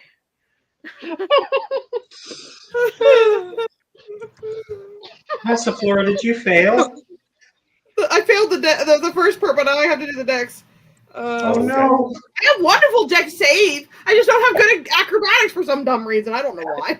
That's weird. You would think as a frog you would be good at that. Right? And I'm part rogue. You'd think I'd be good at that. You think that'd be Had to something be you'd be 10. good at? Whoa. A 10. 25 on the dex save. Oh dear. You take 11 points of lightning damage. Oh, Dried frog legs, anyone? for 25. You know? It's 3d8 I every was like, time look that at this goes fried off. chicken and frog legs. Now, Frog you're legs. halfway down the tunnel, Passiflora. What are you doing? She calls back to Yuki. That didn't work. Yeah, don't say. Are you going forward? Yeah, she'll move forward. She'll try again, and she's going to be more Make another focused on the acrobatics lines and check, less please. on the rock. Go More slow. acrobatics. Yuki You just have kind of to has beat her ears. Yuki's ears kind of go down. Right when you said that didn't work, and she calls back. Well, at least I tried. Oh, I know you're not in trouble. I just got fried. We're good. Frog's legs, anyone? Hey, don't eat me. That's what my brother did to his sister. You mean your other sister? Yeah, my other sister. I had like What's your 50 acrobatics brothers roll? and sisters, okay? We're having a good old meal here, huh? And it was an acrobatics, right? Yep. I did better this time. A 17. Okay. You do not trip another thread as you finally pass through. Whew. Who's next? Hey, I didn't turn into frog legs. Yeah. Are we having fried rabbit next? Nose. Rabbit is very tasty. So Yuki, are you going or Rin, are you going? I'm not going in there. I go in there and I trip one of these things. I'm dead kitty. Before I do anything else, I think I'll try and heal people again if I can, since Rin seems to still be pretty hurt. Oh yeah, I still got like charcoal smoking on my back and stuff. Yeah, I think I have a bigger healing spell. Yeah, I do. Okay. Let me check how this one was.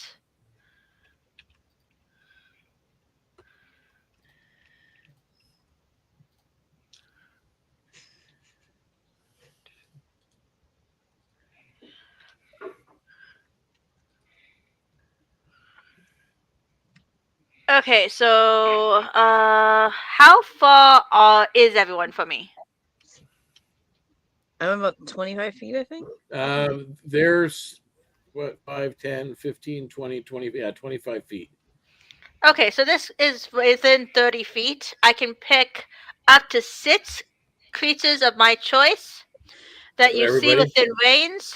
Each gain hit points equal to 2d8 plus your spell casting ability modifier. So we've established that is 4. So I'm going to roll 2d8s and see what we get. We got a 6 Nice.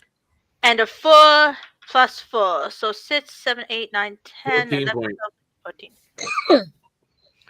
14 points of healing to everybody. Nice. Cool. Nice. Thank you. Okay, I so am. Yuki, are you proceeding healed. into the tunnel? Yep, I guess I will try. Okay. Hopefully I don't Again. become roasted bunny. Just as I say, you don't see these threads that everybody's talking about. Are you just gonna try and just go through carefully? I'm going to try and follow the path of one of the lots I threw in hopes that it helps some. And I'm going to try and use my acrobatics and hope that for the best. Roll me an acrobatics check. Passiflora yells, "Look for the lines! Look for the lines!" Too late.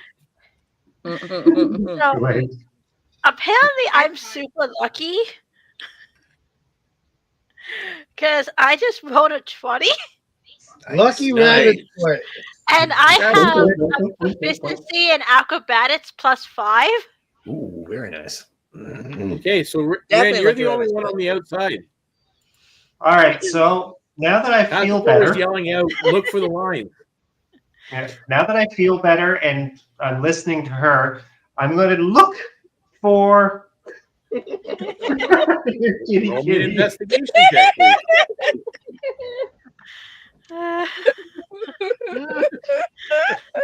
I'm sorry, guys. I can't make it any Start easier. waving at the 14. What's even worse she's like a dancer, so she's supposed to have like good Atlantis. She's probably got good acrobatics. Yeah. I would When you don't look for lines and you don't see them, it's kind of hard to. Yeah. All right, so I rolled a 14 with my bonuses. Okay. You rolled a 14. That's actually just what you needed All to right. get through. All right, so we will take you and put you into this chamber. As you guys get through, you are faced with what looks to be the laboratory's final defense. It's another, almost like an anteroom with there's a glowing magical barrier that you can see through it, and you can see like what looks like there's a couple of individuals working inside in this large chamber, but there's this magical barrier blocking a door or a passageway in, and it looks like you're really looking. The only thing out of sorts is there is this pulsing crystal embedded in the wall beside this barrier. What are you doing? What color is the crystal? It's like greeny yellow, like pulsing. The barrier is the same color. I have an idea, but it's a bad one. Everything we've had since we walked up to this door has been a bad idea. Well, I find all bad right then. idea. Okie doke. I'm gonna walk up to this. Here we You go. said define, not I'm gonna walk up to the crystal. demonstrate. I'm gonna stand about 15 feet away from it, and I'm gonna cast poison spray at it. Okay. Because that's green. So you cast poison spray at it, and this spray goes out and hits this crystal that continues to pulse. Okay. Oh. Nothing happens. You okay, Serena? Okay. I tried. I figured it was green. The crystal was green. I'm sorry. I think the wispy people should check the wispy stuff. The what now? The what? And the what? Wispy what? Check. She's what's referring the to word? Magic. That was it. Can I do an Arcana check? Yes, you can actually. That's probably the smart thing to do. And I am okay. I just have lung issues where I cough a lot. I am fine. Just a little mild Cool. death over here. Yep. Oh my goodness. Did you say mild death? Yeah, it's a little mild death. I'm fine. Technically, hadn't there been a little bit mild death for all of us right now? Thank you. I know you fell down. That was a major death. All right, Karina. Okay, Oh, yeah, better. 20. 20. I feel fine. And Nice. 20. Nice. So with the Arcana check, and you're looking at this crystal, and you're looking at the portal, the doorway, and you start to see a flow and a pattern where you're able to see that there are weak points in the magic that's weaving this energy force. Mhm. It's magic that will take you all, and like you're doing this, and as you're doing, you're hearing hums, like harmonial tones in your ear as you're also detecting this magic, this flow. So there is a weakness or a way to get through this or break the magical barrier through either brute strength or perhaps sound. This is a really bad idea, but I'm gonna do it anyway. This is the night of bad ideas. Go for it, girl.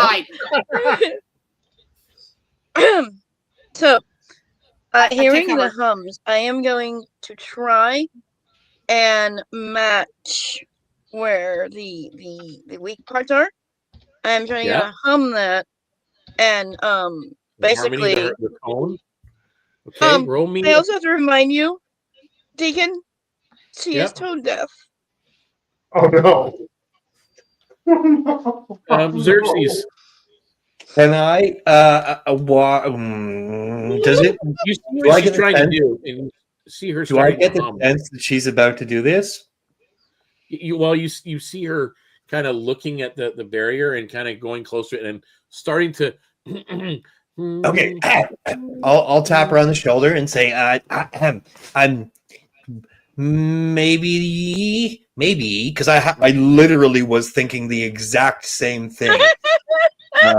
I am going to tap you on the shoulder and say, I'm actually a bard, so this is kind of my thing. I actually, you know what? Do you mind if I just give it a shot? The only thing is, at this point, Xerxes, you can't hear the tones. Oh dear. She's said that there's tones. There's harmonial tones.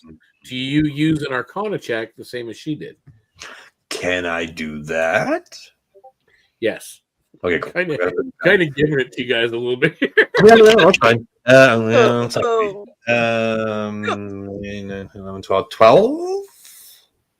Yeah. After she's pointed it out, because she's already pointed out what you're listening for, you start to pick up the tones. Okay. Yeah, I literally was thinking the exact same thing. Yes, After Serena? the Hall of Horrors, we need all the help we can get. Can I say something in response to him? Have a little RP moment with him, real quick. Of course. Bard thing. Yeah. Because my backstory. She looks at Xerxes. This is my backstory, actually. And you as you say, you're a bard. I think you can see her just kind of. Oh dear. Look almost upset or not offended, but very upset. Like you can tell she's gonna say something and then just doesn't. Huh. And it's like clinches her weapon. I mean, you could harmonize with me if you'd like. Are you sure? Of course. The more the merrier. Well, I mean, I do want to prove I can actually sing. I would love to hear that, well, please. I will start off with Passiflora. Make me a performance check. Or not Passiflora. Serena, sorry. To say, The frog starts croaking. If you make it, then you will give Xerxes advantage if you make this roll. I mean, I could This is very hard. Your tone and- deaf, so I'm modifying the DC here, just so you know. No. It literally isn't her backstory. As Deacon is very well aware. Yep. Oh dear. Okay, and you said, what did you say I had to roll again? Performance.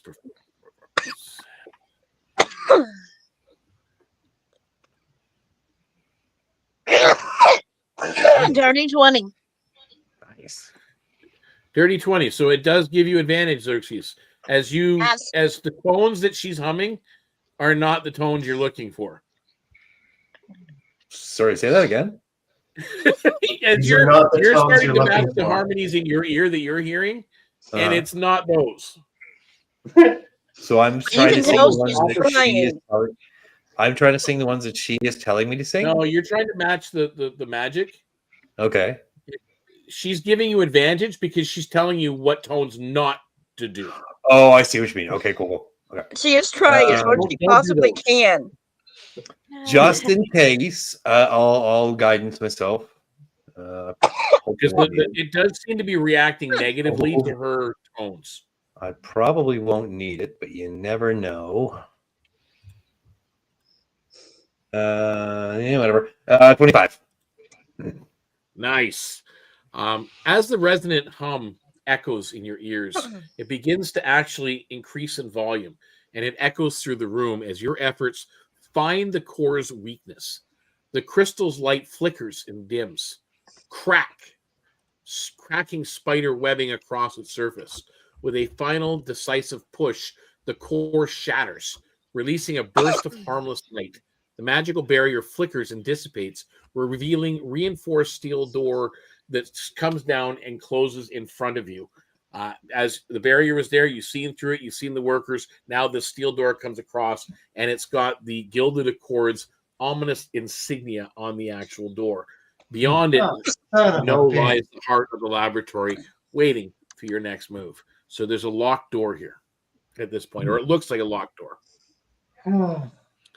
But definitely, whoever those guys that were in the room know you're there. Yeah, that's fair. They weren't paying attention, didn't know you were there before. Huh. Can we hear movement on the other side? Like, it's probably not going to happen because there's steel All you're door, hearing but...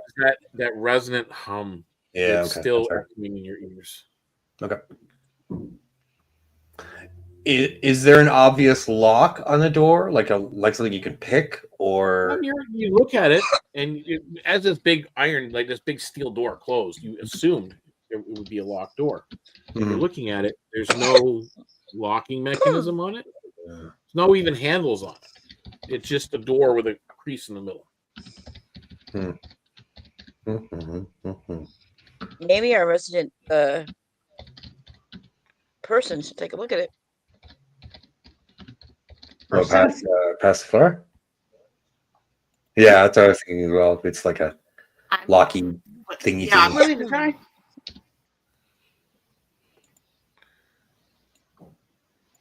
Well, this doesn't look ominous, now does it? No, not at all. Not at all. After that goddamn hallway? It's just a never. It's just a room, but you're not in it yet. So don't worry. All right, so who's having a look at it? The door? They wanted me to look at it, I think. Yeah, you seem like the best suited for this. What are you checking it for? Traps and stuff like that, because that's what she does. Okay, roll me an investigation check with all your bonuses. Can I give her advantage? Yes, you can. As you Okay, help. I do so. So you have advantage, Passiflora. Thank you. They give me that 20. Nice. Nat 20. You look at it. There's no traps on this door. There's nothing. There's no locks. It just seems like it pushes open. She'll push it open. That seems too easy.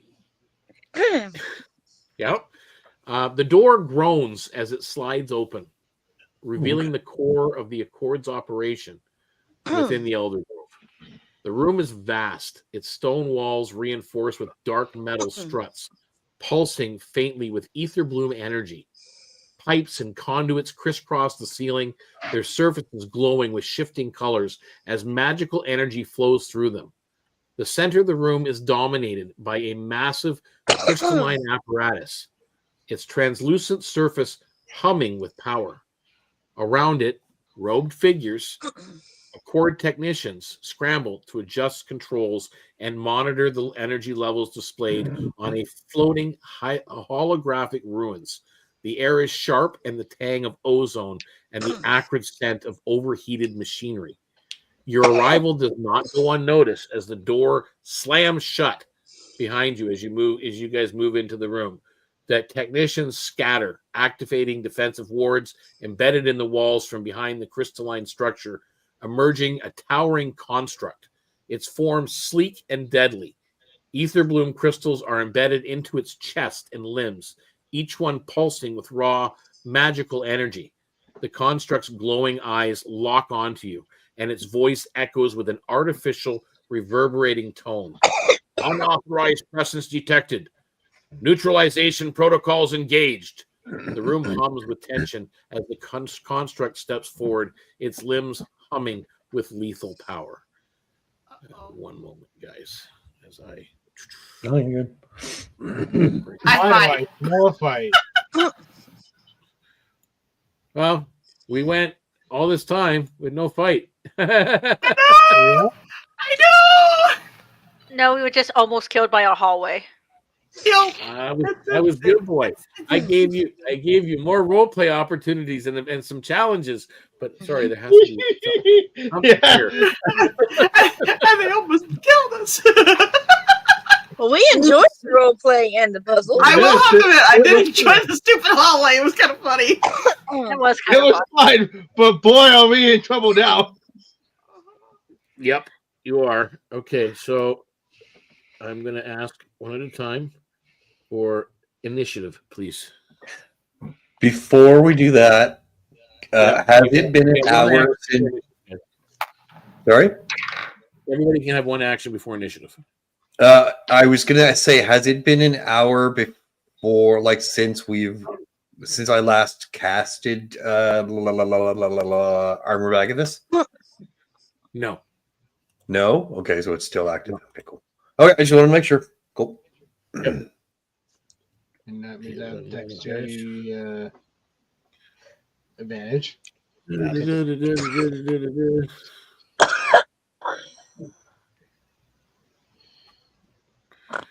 Okay, I'm just making sure I got everybody here. I think Ren has her hand up as well. Mm-hmm. Yeah, 1 second. Yeah, I'm getting there.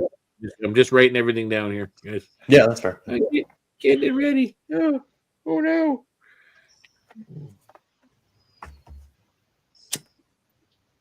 Okay. So now I've got that part done. Oops. I'll bring that up. There you go. Okay. Yes, Ren. Okay, so when the door just pushed open, Rin was so pissed off that she screamed, "Really? Are you serious? After all of that, and you slam this door on us, and it just pushes open," and she runs in at the nearest person and attacks them. Okay, so you're running around and across, and yet you can make it to one of the technicians. Not a problem. And So she's that is gonna just go. I will give you a free attack on him because he's not expecting anybody to do that. All right. 18. You hit. Surprise.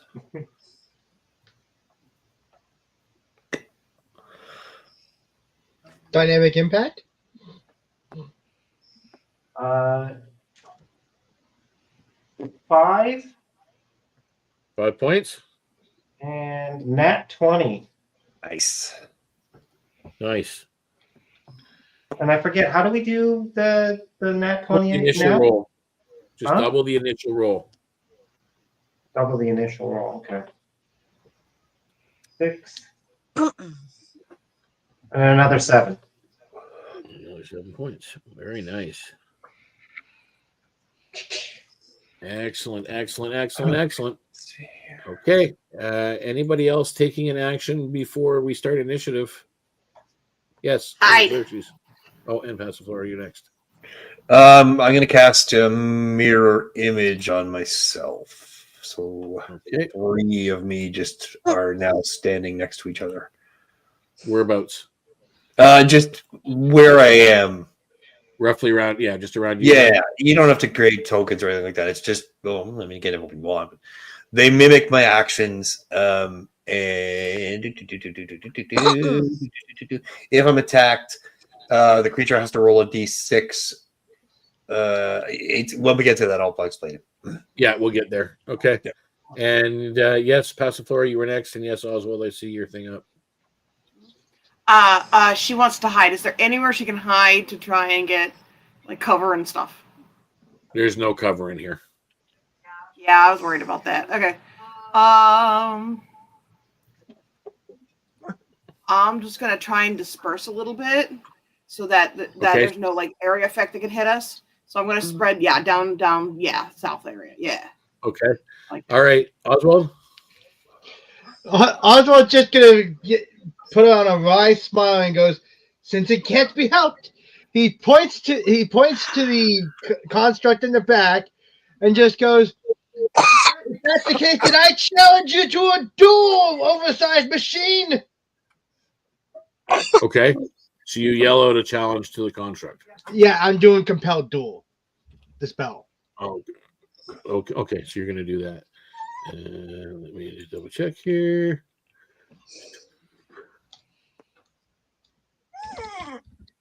Okay, so what kind of spell is that, by the way? I can just double check. Concentration up to 1 minute. Verbal. You attempt to compel a creature.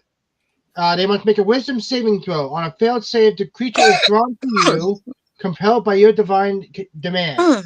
For the duration, it has disadvantage on attack rolls against creatures that are not you. Just wondering if that must counts make as a a wisdom charm. save. It's an enchantment. Not sure if it counts as a charm. I get it. Compelled duel, is that what it is?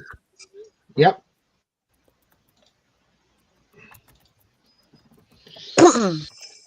Sorry, just double checking. I need to make sure. Nope. Okay. No. It's all good. Okay. All right. So you do compel him to duel you. So he's going to engage. Well, it's wisdom saving throw, right? Yep.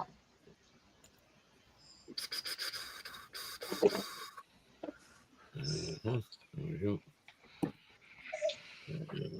17.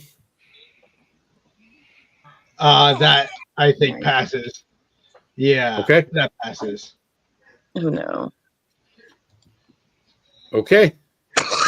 That's a spell. I guess we are now at the point of initiatives. By the looks of it. Yay. Unless there's any. Serena.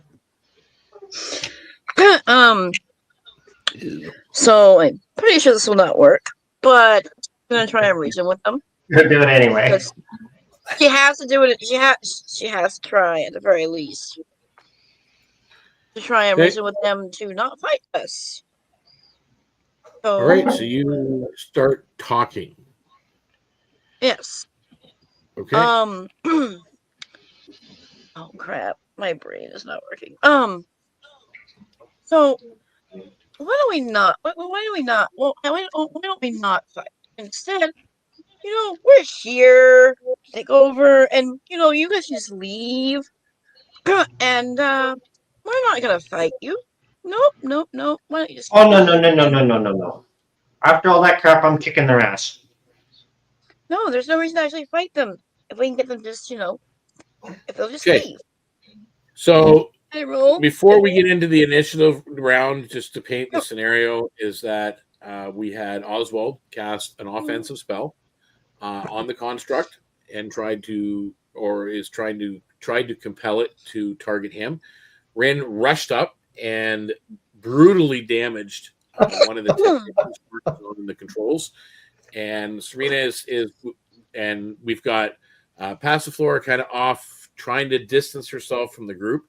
Xerxes has created multiple images of himself, and you're negotiating or trying to negotiate with this group. With that, the construct begins to move around the center area, and it repeats: unauthorized presence detected, neutralization protocols engaged. Authorize this. With that, at this point, we now must roll initiatives for everybody. Go to 19. Okay, as I said, Rin.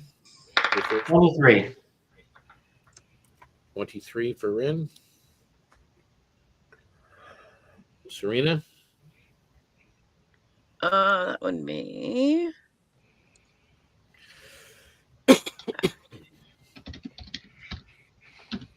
19. Xerxes. My initiatives are always bad. 12. 12. Yuki. 14. Oswald. 19. Passiflora. 18. Yeah, I'm on the last. Oswald and Serena, who has the higher dexterity? Let me look. Probably Oswald. +3 I have, and it's a Mine's 16. +3 as well, and a 17. Okay, roll off, guys. Please.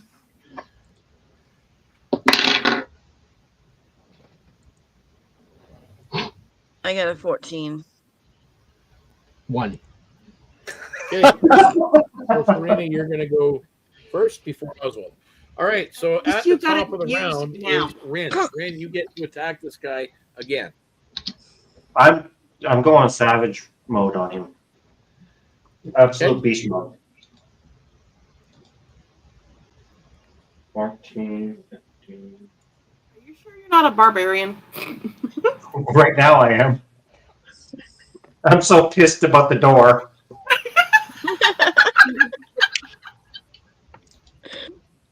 After this, she's gonna sub or multi-class, right? Oh, where am I?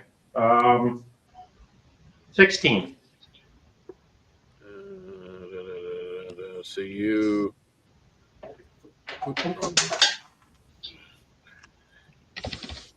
So as you come down and you swing. Okay, well you swing on the first one, and what you thought was going to hit, all of a sudden his arm goes up, and this magical barrier blocks that first shot. Oh, okay. But you do hit with a nat 20. And with that, I do a whole whopping 4 points of damage. Okay.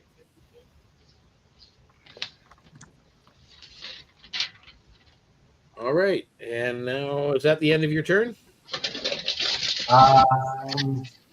Yes. Okay, Serena, you're up. Seeing that reason has once again failed, you will. You're in the wrong group, girl. I know why she's a paladin doesn't fight. I am gonna use my bow and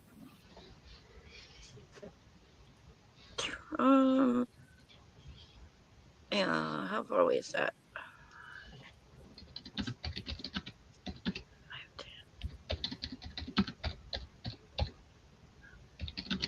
The robot's about 45 feet away, right?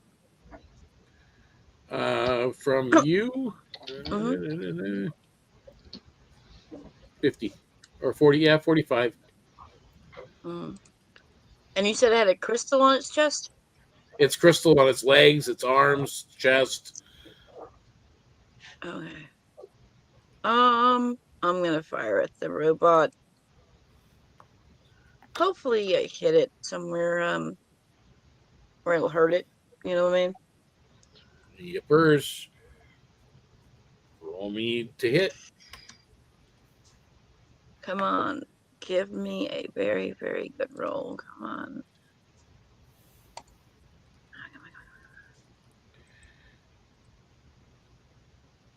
Nice.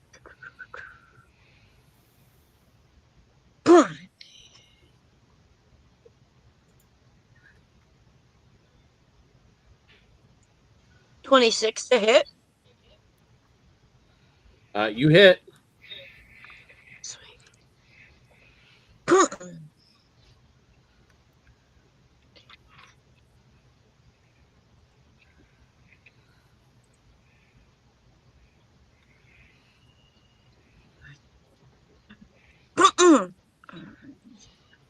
'Works. Let me see. What's that other one? Murder hobos. Huh? I'm just reading Oswald's comment. Murder hobos and negotiators. 10 damage. 10 damage. Now your bow, is it magical in any kind or no? I don't think so. It just says So, it's a bow. And your then- arrow hits, sinks in a little bit, but not as far as you thought it should. Well, I'm gonna, seeing that, I'm gonna go try it again. Okay. Because that's what we're doing right now. Yes.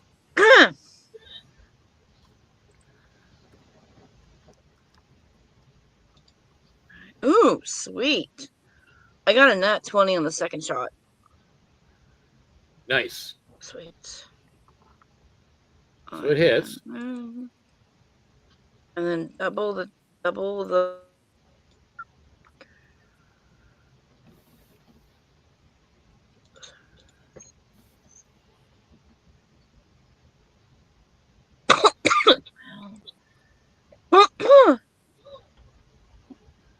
16 damage. 16 damage, and same thing happens. Doesn't seem to do as much damage as you thought it should. Rumbling. Okay. That's my turn. And that takes us to Oswald. You're up.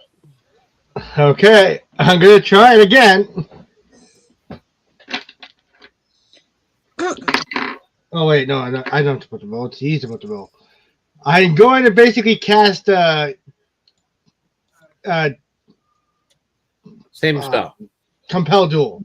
Thank you. Okay, 14. It's my saving throw. Didn't save this time. He just goes, Held to go after you, correct? yep, and I'm basically going to just try to kite him. So where are you moving to? Just outside his movement range that I've seen.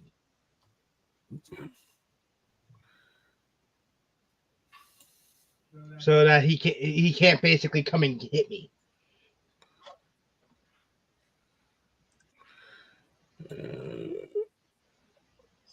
Way down here. I'm basically goading him, and then I'm just gonna keep running around the room. Okay, so that's where you are currently. And it is moving to. He is definitely going to be moving towards you now. Is that all you're doing? Is that the end of your turn? That's all I can really do, except for use my bonus action to hold the compel duel. My actions. Okay, so this guy on the one that Ren is beating up on. Let us go.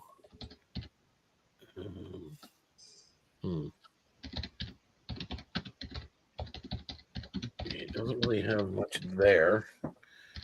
What you see him do, his hand goes up in the air, and a pulse goes out, and heads straight for the golem. And those two arrows that you had sunk in, Serena, pop out.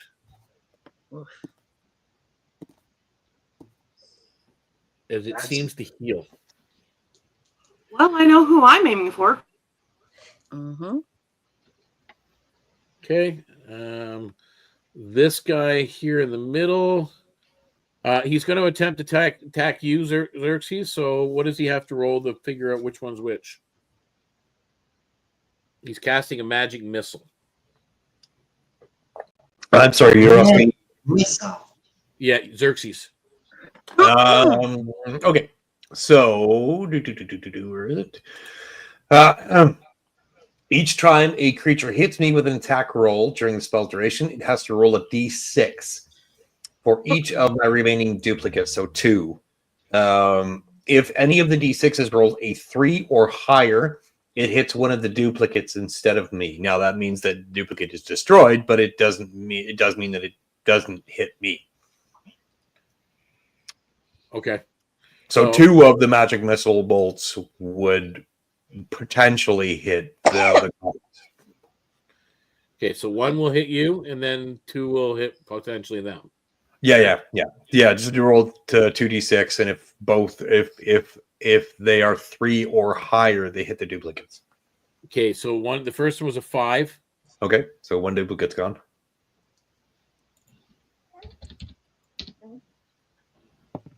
And a 1, so it hits you as well. So you got hit with two magic missiles. Okay. One second here. Okay. 7 points of force damage. Okay. So that means my temp is gone. And you do still have 2 mirror image guys, right? So 2 or 1. I should only have 1. Because it only creates one second. I think it only creates no, I apologize. Yeah, it creates 3. So there's technically like 4 of me. So yeah, there's 3 of me still. Okay. Because it creates 3 images. All right, and the other one is going to who's there? Serena, you shot your bow. It's going to do the same thing. It's going to try to magic missile. Well, we'll magic missile you. Serena, you'll take 3, 4, 5. 12 points of force damage. Okay. Has 3 bolts, magic missiles. Thump, thump, thump. This guy, go 5, 10, 15, 20. He's here, and he's heading towards Oswald. He's targeting in on you, just so you know where he's at. But what is his... And will he be able to reach? No, he can't. Not with. No, he can't. Okay, so that's my turn. That's my turn. Then we go to. Looks like Yuki and Xerxes. Your last. Sorry.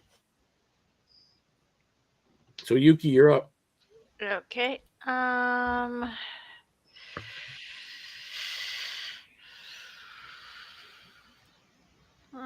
Let's see.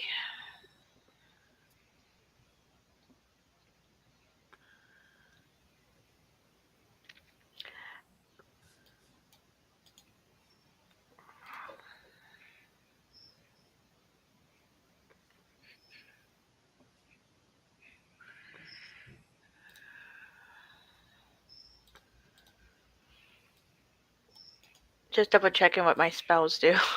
1 second.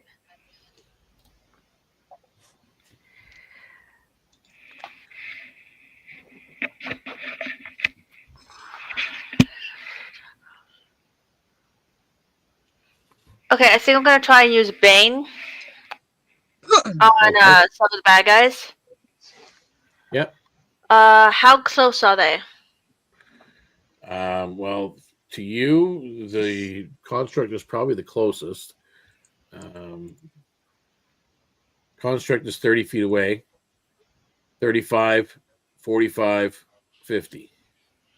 Okay, so first I guess I'll use my movement and move maybe just beside where I'm blanking on her name. Serena's? Right there. Yeah, how close am I to them then?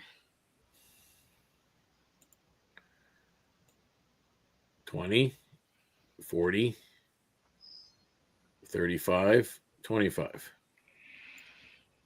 Okay, so I guess I can only reach 2 of them. I'm going to use Bane. It says up to 3 creatures of your choice that you can see within range must make charisma saving throws. Whenever a target that fails a saving throw makes an attack roll or a saving throw before the spell ends, the target must roll a d4 and subtract the number rolled from the attack roll or saving throw. Okay.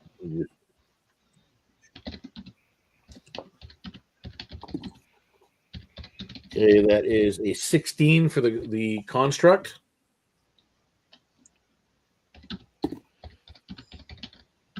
And an 18 for the Gilded Accord.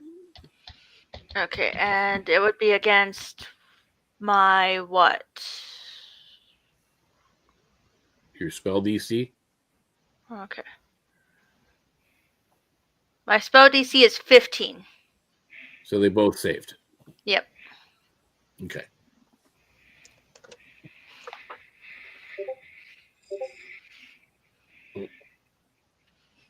Okay. Is that the end of your turn? Yeah, I think so. Okay. All right, so that moves to Xerxes. That's you're up. Okay. I'm gonna move. This is gonna be a little complicated. Which one is the real? This is sound. I never thought I'd have to ask this. Which one is the real me? This guy right here. This one? Okay, cool. 5. Let me see here. Yeah, So 5, 10, 15, 20, 21. 5, 10, 15, 20, 25, 30, 35. I can get to the space diagonally to the bottom and right of Rin, if I could. Right here? Nope, to the other side. Right side. Nope, down. Down. And then 2 more to the right. Oh, here? Right there. Now, yeah, that means my things follow me. My little guys. Yeah. Okay.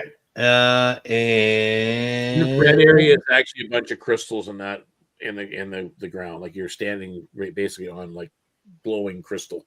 Ooh, fun. Okay. I will go for poison spray. I'll poison spray the guy in the middle of the 3 up here. Actually, which guy shot me? Which guy shot me with the magic missile? This guy, actually, the guy in the middle. Yeah, that's something or other. Okay. What do I have to roll? At him. Well, there's words that I could use, but Is that a dex saving throw? No, 16 to hit. Oh, it's okay. It's to hit. Yeah, You hit. Beautiful. 2d12. Oh, Jesus. Poison spray level something or other. Holy, that's unfortunate for him. 24 poison damage. 24 poison damage. He's looking very, very ill. God damn. These guys are on fire tonight. Good lord. Very, very ill, my friend. And as a bonus action, I'll give Bardic to Rin. Okay. So, Ren, you have Bardic Inspiration, and you are up. And what does that do again? You can add a d6 to an ability check, attack roll, or saving throw. Or, if you choose, you can add it to the amount of damage that you deal or the amount of hit points that you restore. All right, we're going to do it to damage. That's my weak point. Oh, nat 20. One of those. Nice. And A 20, a dirty 20. That's a d6. I rolled a nat 20 and a 4. Ran on the top of the nat 20, round. Jeez. What's that? Yeah, we're at the top of the round. I never went. Oh, no, that's true. Let her go. I'm keeping my nat 20, though. That's absolutely That's true. fine, Did yeah. you not go right after? Didn't you go after Oswald? No, I haven't gone at all. I'm 18. Oh my God. Okay. Why have I missed you 18? I just seen you there. 18. Okay, never mind. Stop. Sorry. Off the floor. You're down in the corner. What are you doing? My bad. Well, I'm gonna... There she is. I'm hidden. You were hiding. Yeah. It seems like this. Like at this point, it actually looks like the construct is charging towards you. Yeah, I don't want it near me. So I am going to cast Zephyr Strike, which is a bonus action, and I am going to move up to the north, around it, away from it, towards these other magic spell casters. It gives me an extra 30 feet, plus I have my Dread Ambusher, so I've got 65 feet I can move, so I want to go to the guy that's next to Rin. Because he's still alive, You right? can get there, no problem. Not for You rush long. over, you're right there. All right. I've already pre-rolled my damage. The first one is a 24 to hit. That hits for sure. Okay. And then I just have to do the adding part, but I did have it all pre-rolled. Okay, plus 4. So that's 9 damage plus another 6 damage for a sneak attack. So 15 points. And this dude. There we go. This dude is dead. Yay! I'm going to move to the next guy because of my Dread Ambusher. I'm going to attack again. Yep. And that one is a 19 to hit. Yep, hits. And I'm going to use all my abilities together, which gives me altogether 16, Holy crap. 22 damage. He did. Holy crap. Oh, nice. The frog I've been comes in doing. and just wipes I've been them out. writing all my plans down for how to do it in the right order, so I do the best damage I can. Go, Naomi. At this point, Ren, I will let you redo your That's action because this little frog person, this colorful frog person, leaps up and starts leaping around really quickly to get past you and to basically get flanking on the guy in front of you, drops him dead, moves up 5 feet more, and then drops the next one dead. So, Well, Ren, what are you doing at the top of the round? I'm getting inspired by that, and I'm rushing the last guy. Chum. And I get to keep my nat 20, right? Yeah, I'll let you keep the nat 20 because it was my bad. Right. I made him. I bundled it, but yeah. And Xerxes, what did with the damage? What did it do? I can't remember. I don't know. You re-roll it. It adds a d6. Oh, a d6. Yeah. Oh yeah, the All right. d6. You added d6 to your damage.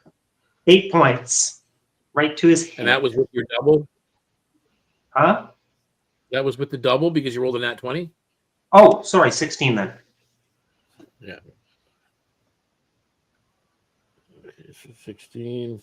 That's right. Wait, do I have any? Hang on 1 sec. Yep. Oh, sorry, 18.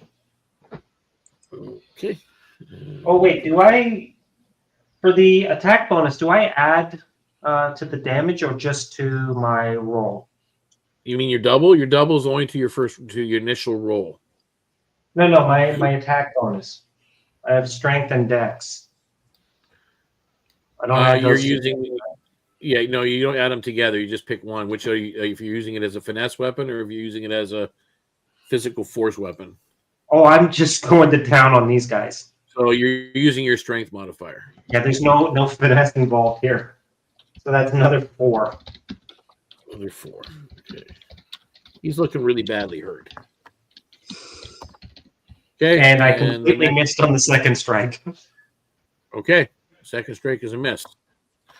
Is that the end of your turn? Mm-hmm. Okay. Serena, you're up. All right. Then Oswald, then I am going to move 15 feet up. Yep. And then attempt to hit the remaining guy with my bow. Okay.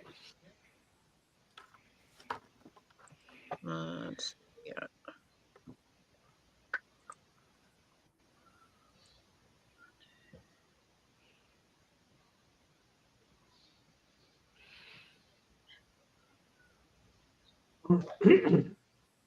Does a 22 hit?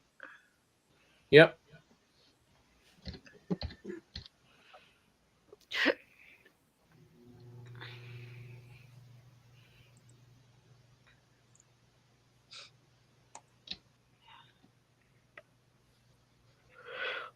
Nine damage.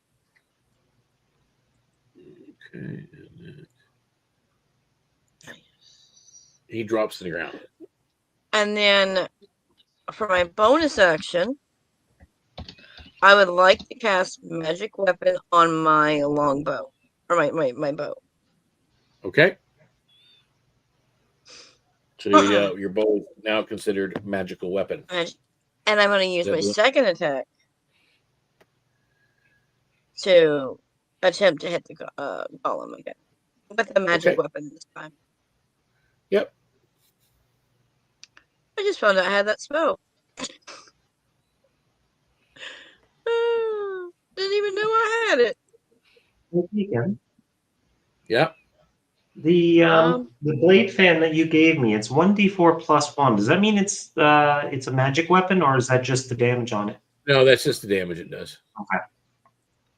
Yeah, they're not magical. Sweet. Yeah.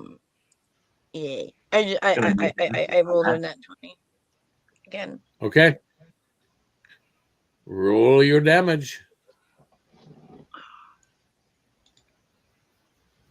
So it does. I think it was it. So it'd be D8 and then double that, and then roll, Mhm. and then your pluses. Mm-hmm. So 8. Oh, nice.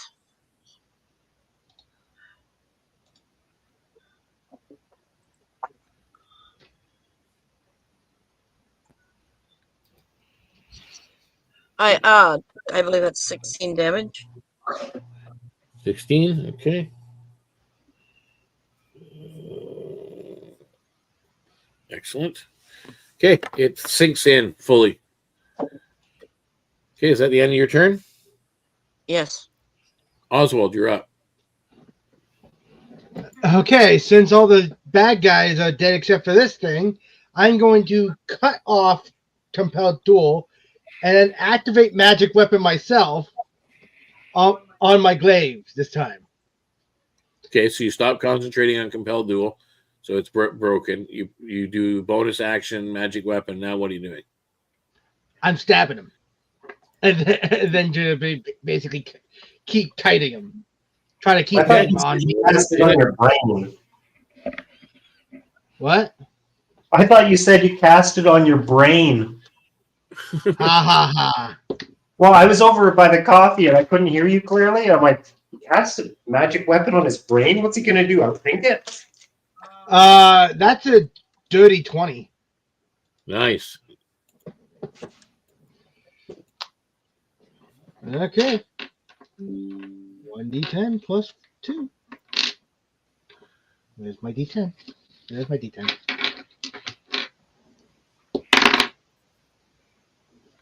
And that's 10 damage. Okay, so you damage it for 10. And now I'm going to move as far away from him as possible so he can keep chasing me. Okay, so you go which direction? Where are you going? Far away from the party. So this direction. So 5. Yep. How many feet? Well, how far are you moving? As far as I can go. Nimble fighter, which means I do not activate. What's your movement? 60 feet.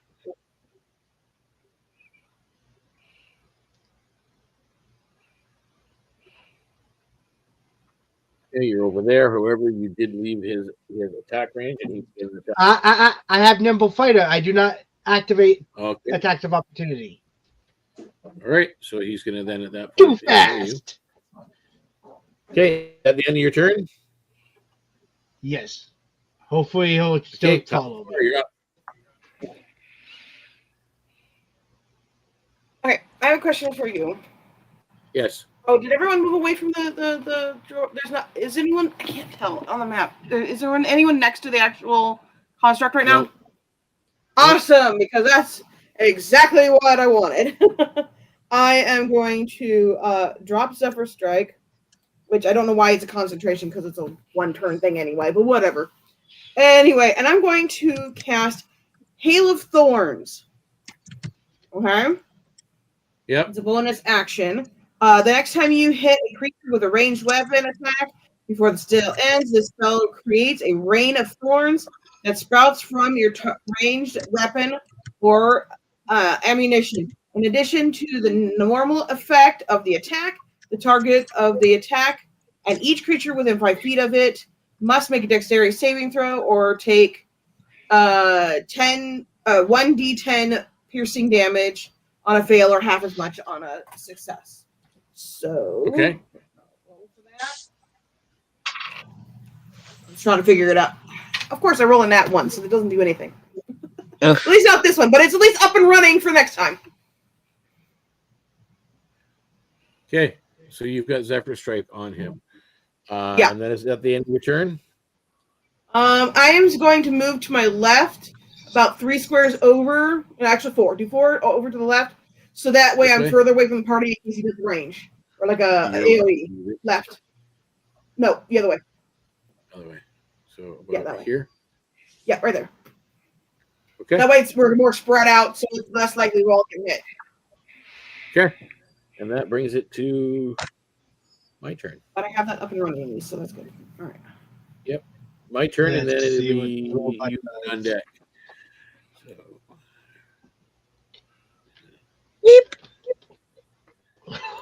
Not what I was expecting.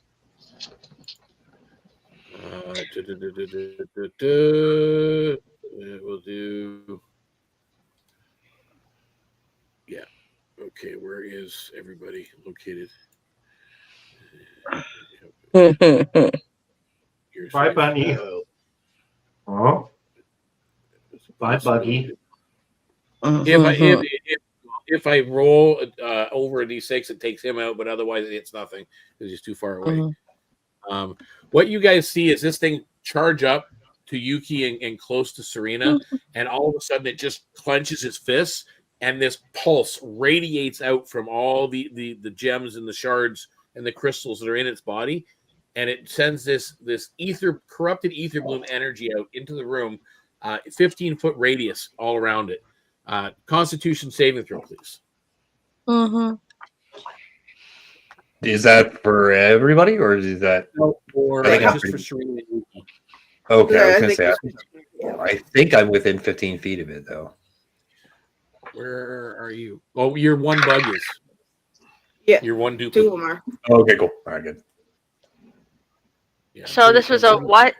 What kind of saving Yeah, throw? you are. Sorry. It's a Constitution saving throw, please. I thought I might be. Yeah. Yeah. Okay, so with my modifier, it's 18. Okay, so you saved. Unnatural 20. Natural 20. And you, Xerxes? 13. 13. So one of you failed and 2 of you succeeded. It's 40-10 damage. Holy fuck. Oh.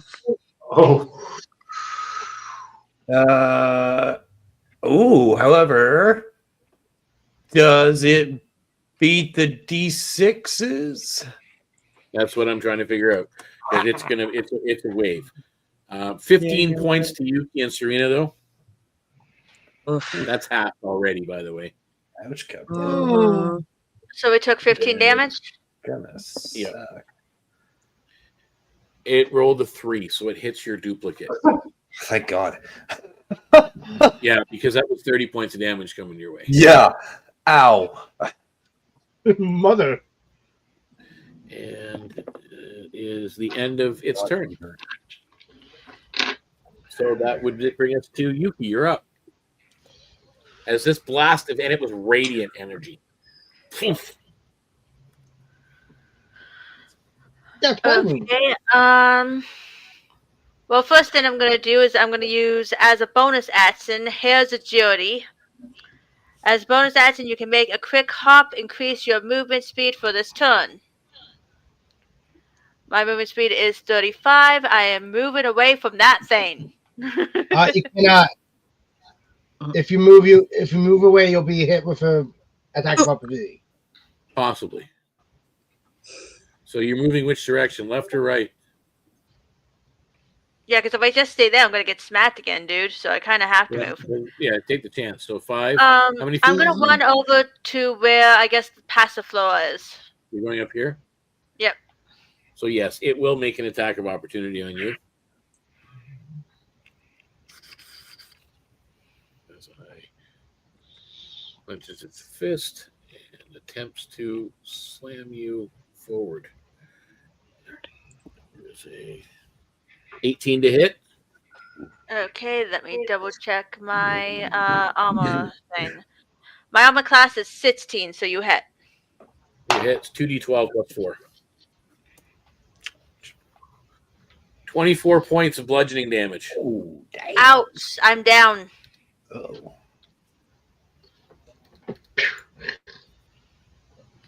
I got it. Don't worry. I have an idea and too. that takes you to Xerxes. You're up. As an action, I'm going to create my packed weapon, which is like a spectral purple kind of like glowing rapier that extends out of my arm, and I'm going to charge up to Golem behind it. I can't actually attack yet, but Yeah, that's fine right there. Whatever. Doesn't really matter where it is, as long as I'm within range. I can't attack yet, but what I can do is use a first level healing word on Yuki. Okay, roll the healing. Today. Yuki can get 9 hit points back.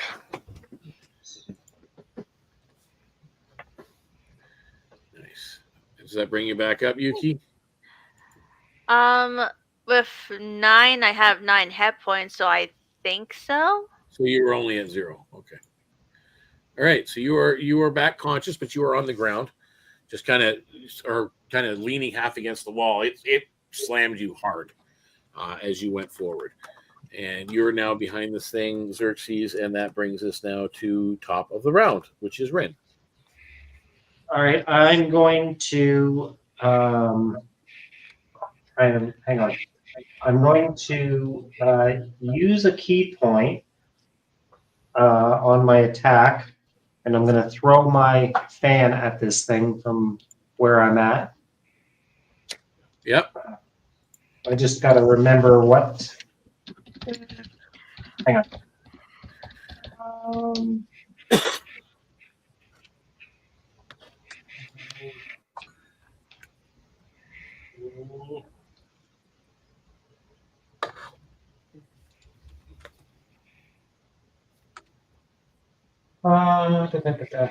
So, anyways, okay, key.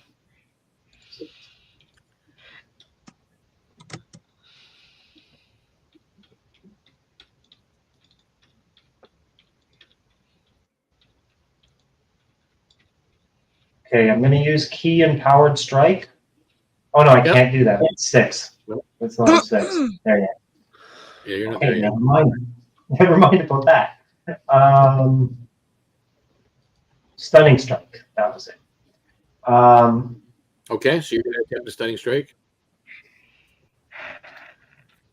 Oh, it's got to be a melee, so I've got to run up to him first. Yep. So I'll do that. You're up. Okay. And now does that work on both the first and second strike, or only the? It's just your first strike. It's the first one. Like if you hit, it's a stunning strike.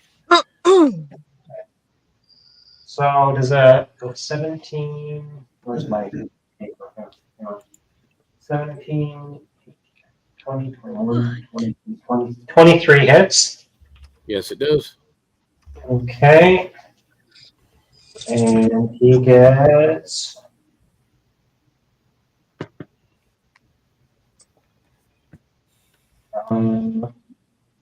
7 points of damage, and he's stunned until the end of my next round. And does a 16 hit? No, it Okay. did not.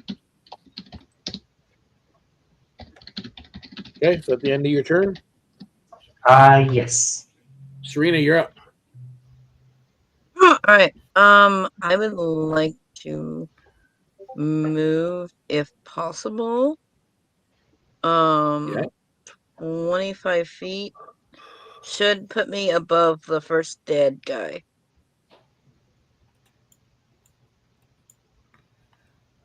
All right, Okay. and then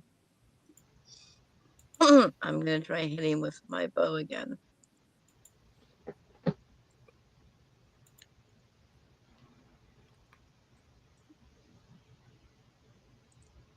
Okay.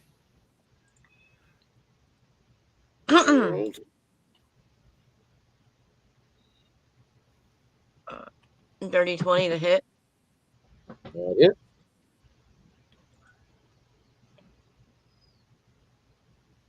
Oh.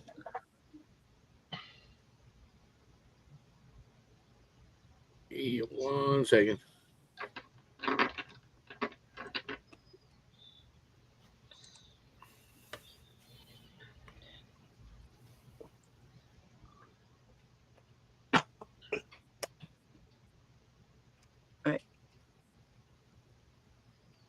You good?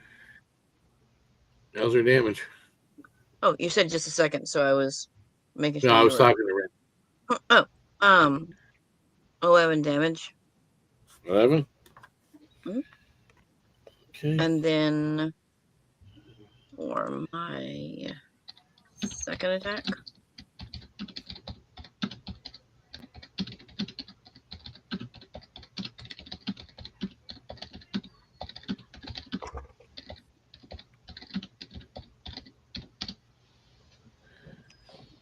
$19 to hit. That hits.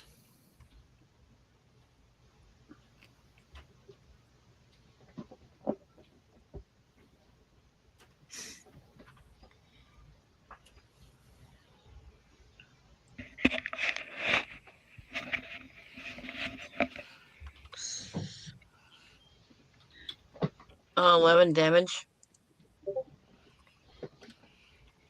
11 damage. Okay. Okay. It's still up. And that's my turn. That's the end of your turn. Okay, Oswald, you're up. Oh, Okay. you can, Oswald's not going to be. Oh, I just wanted to point out that the with that key strike, he has to do a saving throw. Yeah, for the stun, right? Yeah, Constitution saving throw. 18. I guess he did. Okay, so Oswald. Oswald's not going to be very happy that he attacked Yuki like that.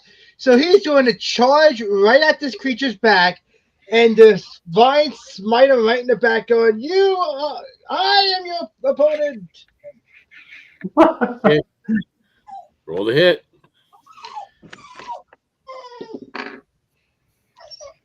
Nat 20.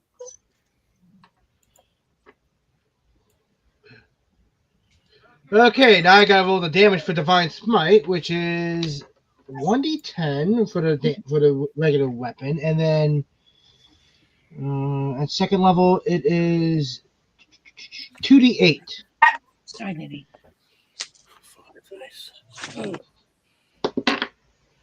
9.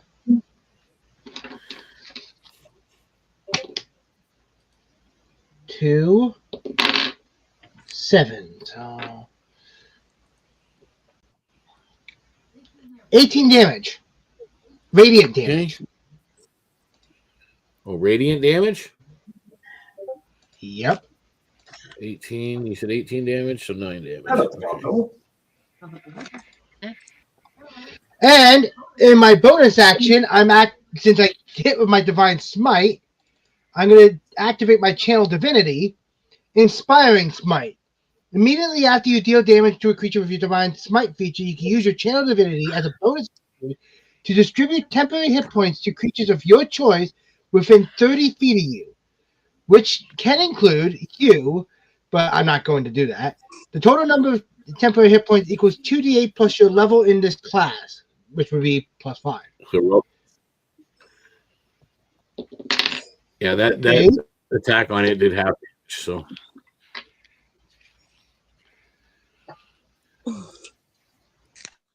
So 18 hit points. And given that Yuki got hit the most, half of those are going to be sent to Yuki.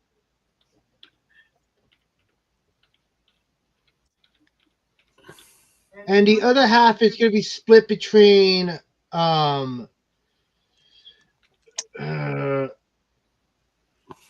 trying to remember who else got hit. Serena, Rin, and Xerxes. I'm fine. So You don't need to heal me. Oh, okay. Then just put 10 on Yuki, and then the other 4 on Serena and 4 on Rin. Okay, thank you. Okay, there you go. Here's your healing. Okay. Thank you, I needed it. So I got 10 hit points then? Yep. Okay. And then that brings us to Passiflora. You're up. All right. I don't like that he keeps Yeah. following us around the circle. So I'm gonna move 25 feet to the right, away from him, like past Serena. So I don't like that he's following us. So yeah. And then I'm going to say sorry to the party that is next to the robot and shoot an arrow at it. Okay, that's fine. A 14 hit him. Nope. Arrow chings off the rock and the metal. It goes flying off in another direction. That's my turn. Hey, 1 second. That's the first time. I kind of figured it wouldn't be enough, but it was worth a try. I gotta get steady aim. I need it.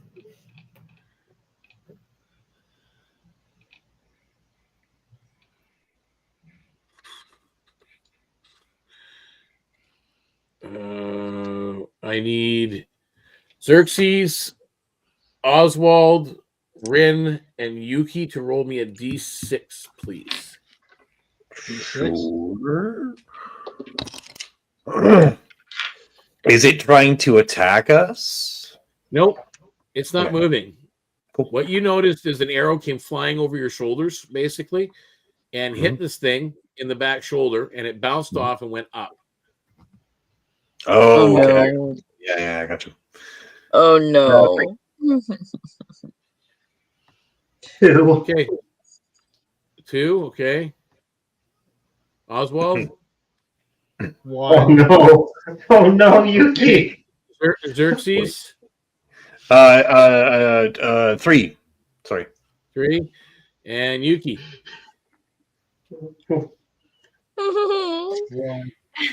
1.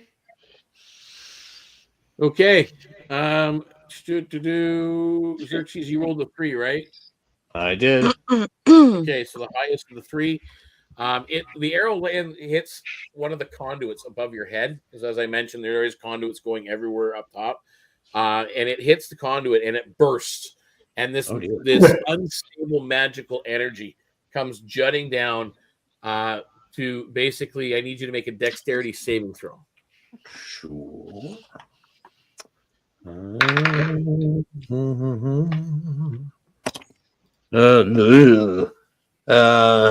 6. Okay, it's a fail, so it's a 5. And That sounds like Basically, you tripped and fell on your face. What? Why does it sound like we're gonna have posted? Basically, you tripped and fell on your Actually, I face. gotta make it actually hit your bug. I was gonna say, yeah. Does it hit my? It did. It hit the bug, so you don't take it. I'm pretty sure I failed this. I rolled a 2, and I only have a +3 in dexterity. For what? You don't have to make anything. That was only for No, I Xerxes. don't. You don't have to do that. I was like, oh no. I That love was just for mirror. Xerxes. Okay, I'm so going that to was use Cassiopea's go, and now we are on to Yuki. It's actually your turn. Or actually, no, it's not. It's my turn. Damn it. Yeah. Don't So, forget your own who's the turn. hero? Jeez. No, because it's important. Who's here? Oh, geez. Look, you guys are all there. You're far enough away. So everybody except for Passiflora and Serena. As it clenches its fists and a pulse once again. Poof! Out. Constitution saving throws. Oh dear. Oh my God. There's a reason we got far away from it. Well, that's better. Yeah, we ran for a reason. Yeah. I'll read something real quick. Okay, Yuki, what did you roll? Okay. I got a 6, and Take that was 60. what was the modifier for that again? It's Constitution. Constitution. You're saving through constant. I got a +3 to that, so it's 9. Okay, so you still take 16 points of radiant damage. Ouch. Are you still Is she up? down again? I think I'm still up, but barely. Okay, cool. Okay. And Rin, what did you roll? Nat 1. Oh dear. 16 points of radiant damage. 16? Yeah, I got 3 hit points left. Oof. Okay. Okay. I'm okay. I'm fine. Everything Okay. is okay. Oswald, how did you roll? I rolled a 14 total. 16 points of radiant damage. I'm still fine. I still have And 10 hit points. Xerxes, what did you roll? 17. 17. So you take 8 points of radiant damage. As a reaction, I'm going to cast Hellish Rebuke. Nice. Something or other, this guy. The words that I can't say right now. I would say 2d10. So 2d10 fire damage. Yeah, that's not great. 8 fire damage to him. 8 fire damage. Well, it's still damage. You're still dwindling down. I'm okay. Sorry, you said I took how much damage? 8. Thank you. Radiant. Thank you. Okay, so 5, 10. And I will allow Oswald and Xerxes to make an attack of opportunity on him. Okay. If you move that in your attack range. Oh, come on. 18 to hit. That hit. You hit. Oh, wow, that's good. 17? Hits. Nice. Take it. D8 now. 8 damage. I'm trying to find my D8. Leave in the back. Where are my D8s? There. You. Crap. 1d8 plus 2, so 3. But it is magical damage. It's magical? Yep. Oh, what was your damage from? Oh, it was your magic weapon. I forgot. Oswald, you got magic weapon up.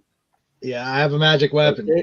So that was the end of his turn. So now we're at Yuki, and that would mean Xerxes, you're on deck.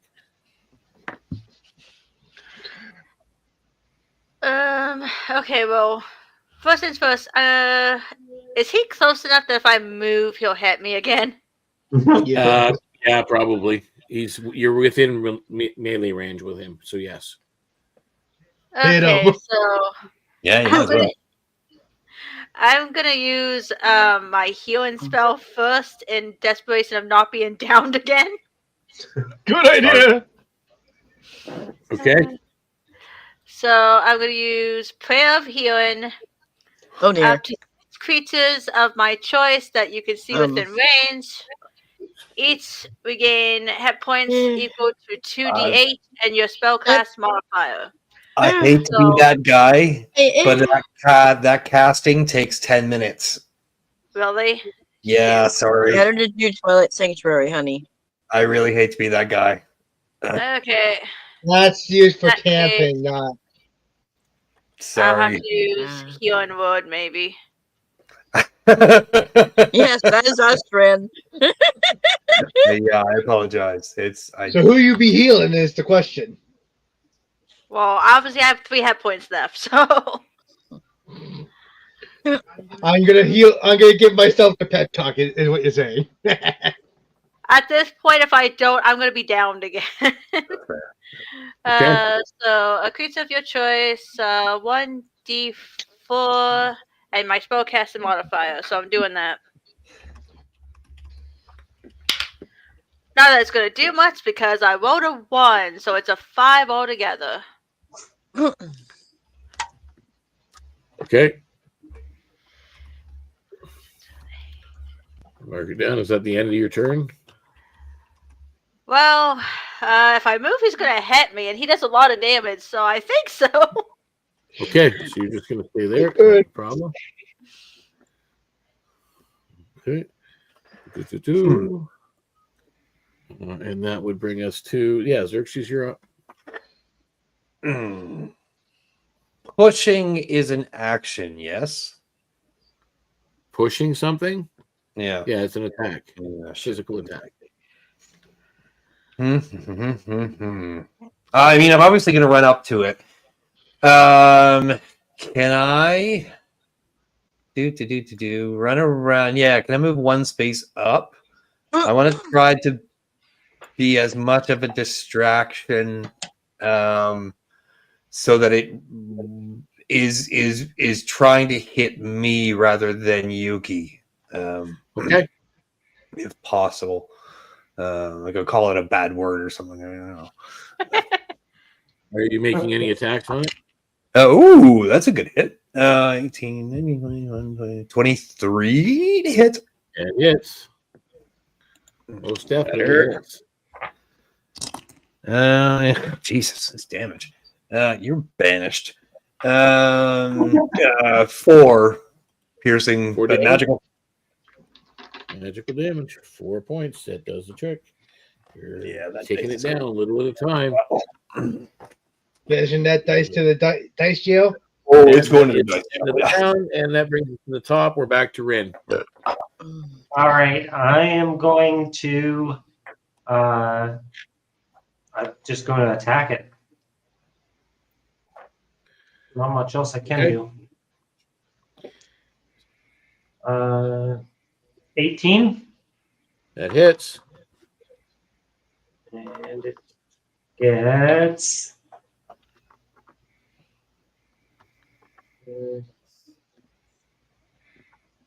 8 points. And those are the from your fans. Yep. And the next one Takes 4. and 19 to hit. That hits. And max damage. 4, 6, 11 points. 11 points. Nice. There's chunks of rock falling off of it, and some of the metal peeling back. Okay, that's the end of your turn. Oh, can I use a key point to add a third attack, or does that not work? Yep, that's flurry of blows. Yeah. Okay, so I'm going to add a third attack. 21. Hits. And crap. 6, 7, 8 points. More rocks are crumbling off it. You actually see cracks forming in the crystals that are embedded in the rock. Nice. Okay, Serena, you're up. All right, so I am gonna move about 25 feet on the map. You see that little thing that's coming up? Like, move me 1. Yeah, to the right, to the right, to the right. To the right, to the right, to the right, to the left, to the left. No, you mean this way? That works. I'm I can move trying to right. figure out where your character is. Would be your character's right, or my right, or your right? I don't know. Like I said, so right, and you kept going there. up. Anything else you're doing? Yes, I am going to attempt to hit this thing with my bow, which is still a magic weapon right now. So yay! Yep. Let me roll. Please roll well. Roll well. Give me a good roll. All right.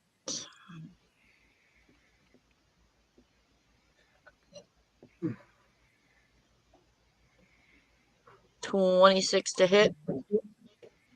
Nice. That hits.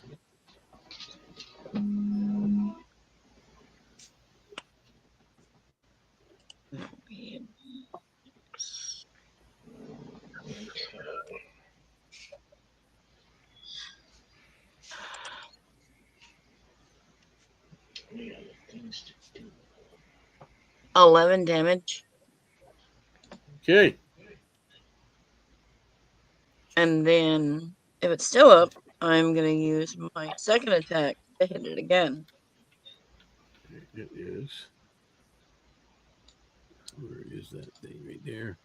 It goes here. It goes here. You need to catch it. Oh, why is it doing that? God damn it. Uh-oh. No. I think we know what you're trying to do. There you go. There we go. Something like that. And why is that still there? Very cool. Okay. All right. So I will be needing dexterity saving throws for Oswald, Rin, Xerxes, and Yuki. It's exploding, isn't he? Oh God. Yes, it is. That's not good. 18. Okay, so Actually, you'll be getting half damage. So do this properly. So that's 7. 21, 22. Oh, this is not good. Nope. Oh no. No, it's not. Have the Actually, party not really go bad. down. So Hey. it doesn't even matter what my dexterity modifier is because I decided to roll a 2. Yep. So you failed your save. Who failed their saves? Below 15. I want to. So everybody except for Rin. Pretty much. Yep. Oh, shit. Everybody who failed gets 20 points of force damage, How much damage? 20 points, and 10 to Rin. Ouch. I'm still down. up. Down. Oswald's down. I feel fine. I'm still standing. I feel fine. Okay. 5 hit points. With all of that happening, with a sudden shuddering groan, the Etherbloom golem collapses.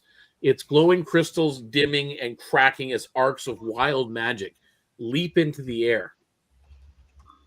The room quiets, save for the faint hum of the central apparatus. Crystalline structure continues to pulse weakly, but it's clear that the damage to the laboratory has destabilized its systems. As the chaos subsides, your gaze shifts to a nearby workbench where piles of notes and Etherbloom shards lie waiting, evidence of the Accord's twisted experiments. Before you can even take a breath, the faint sound of footsteps echo from the corridor behind you as the door opens, accompanied by a voice sharp with authority. Well, well, you've caused quite a mess, haven't you? And with that, we will end the session. No, so we have a person, the thing's falling apart, and there's evidence. We're gonna deal with all 3 things next time. Oh no! We just came into the room. I don't even know what happened. It's just like Oh no! Yeah. This is like this when we got here. If I could roll It went that way. Here's the question: Is Oswald and Yuki dead? Is the question. Oh dear. Well, you're in death saves, but I'm Okay, at so negative 12 hit points.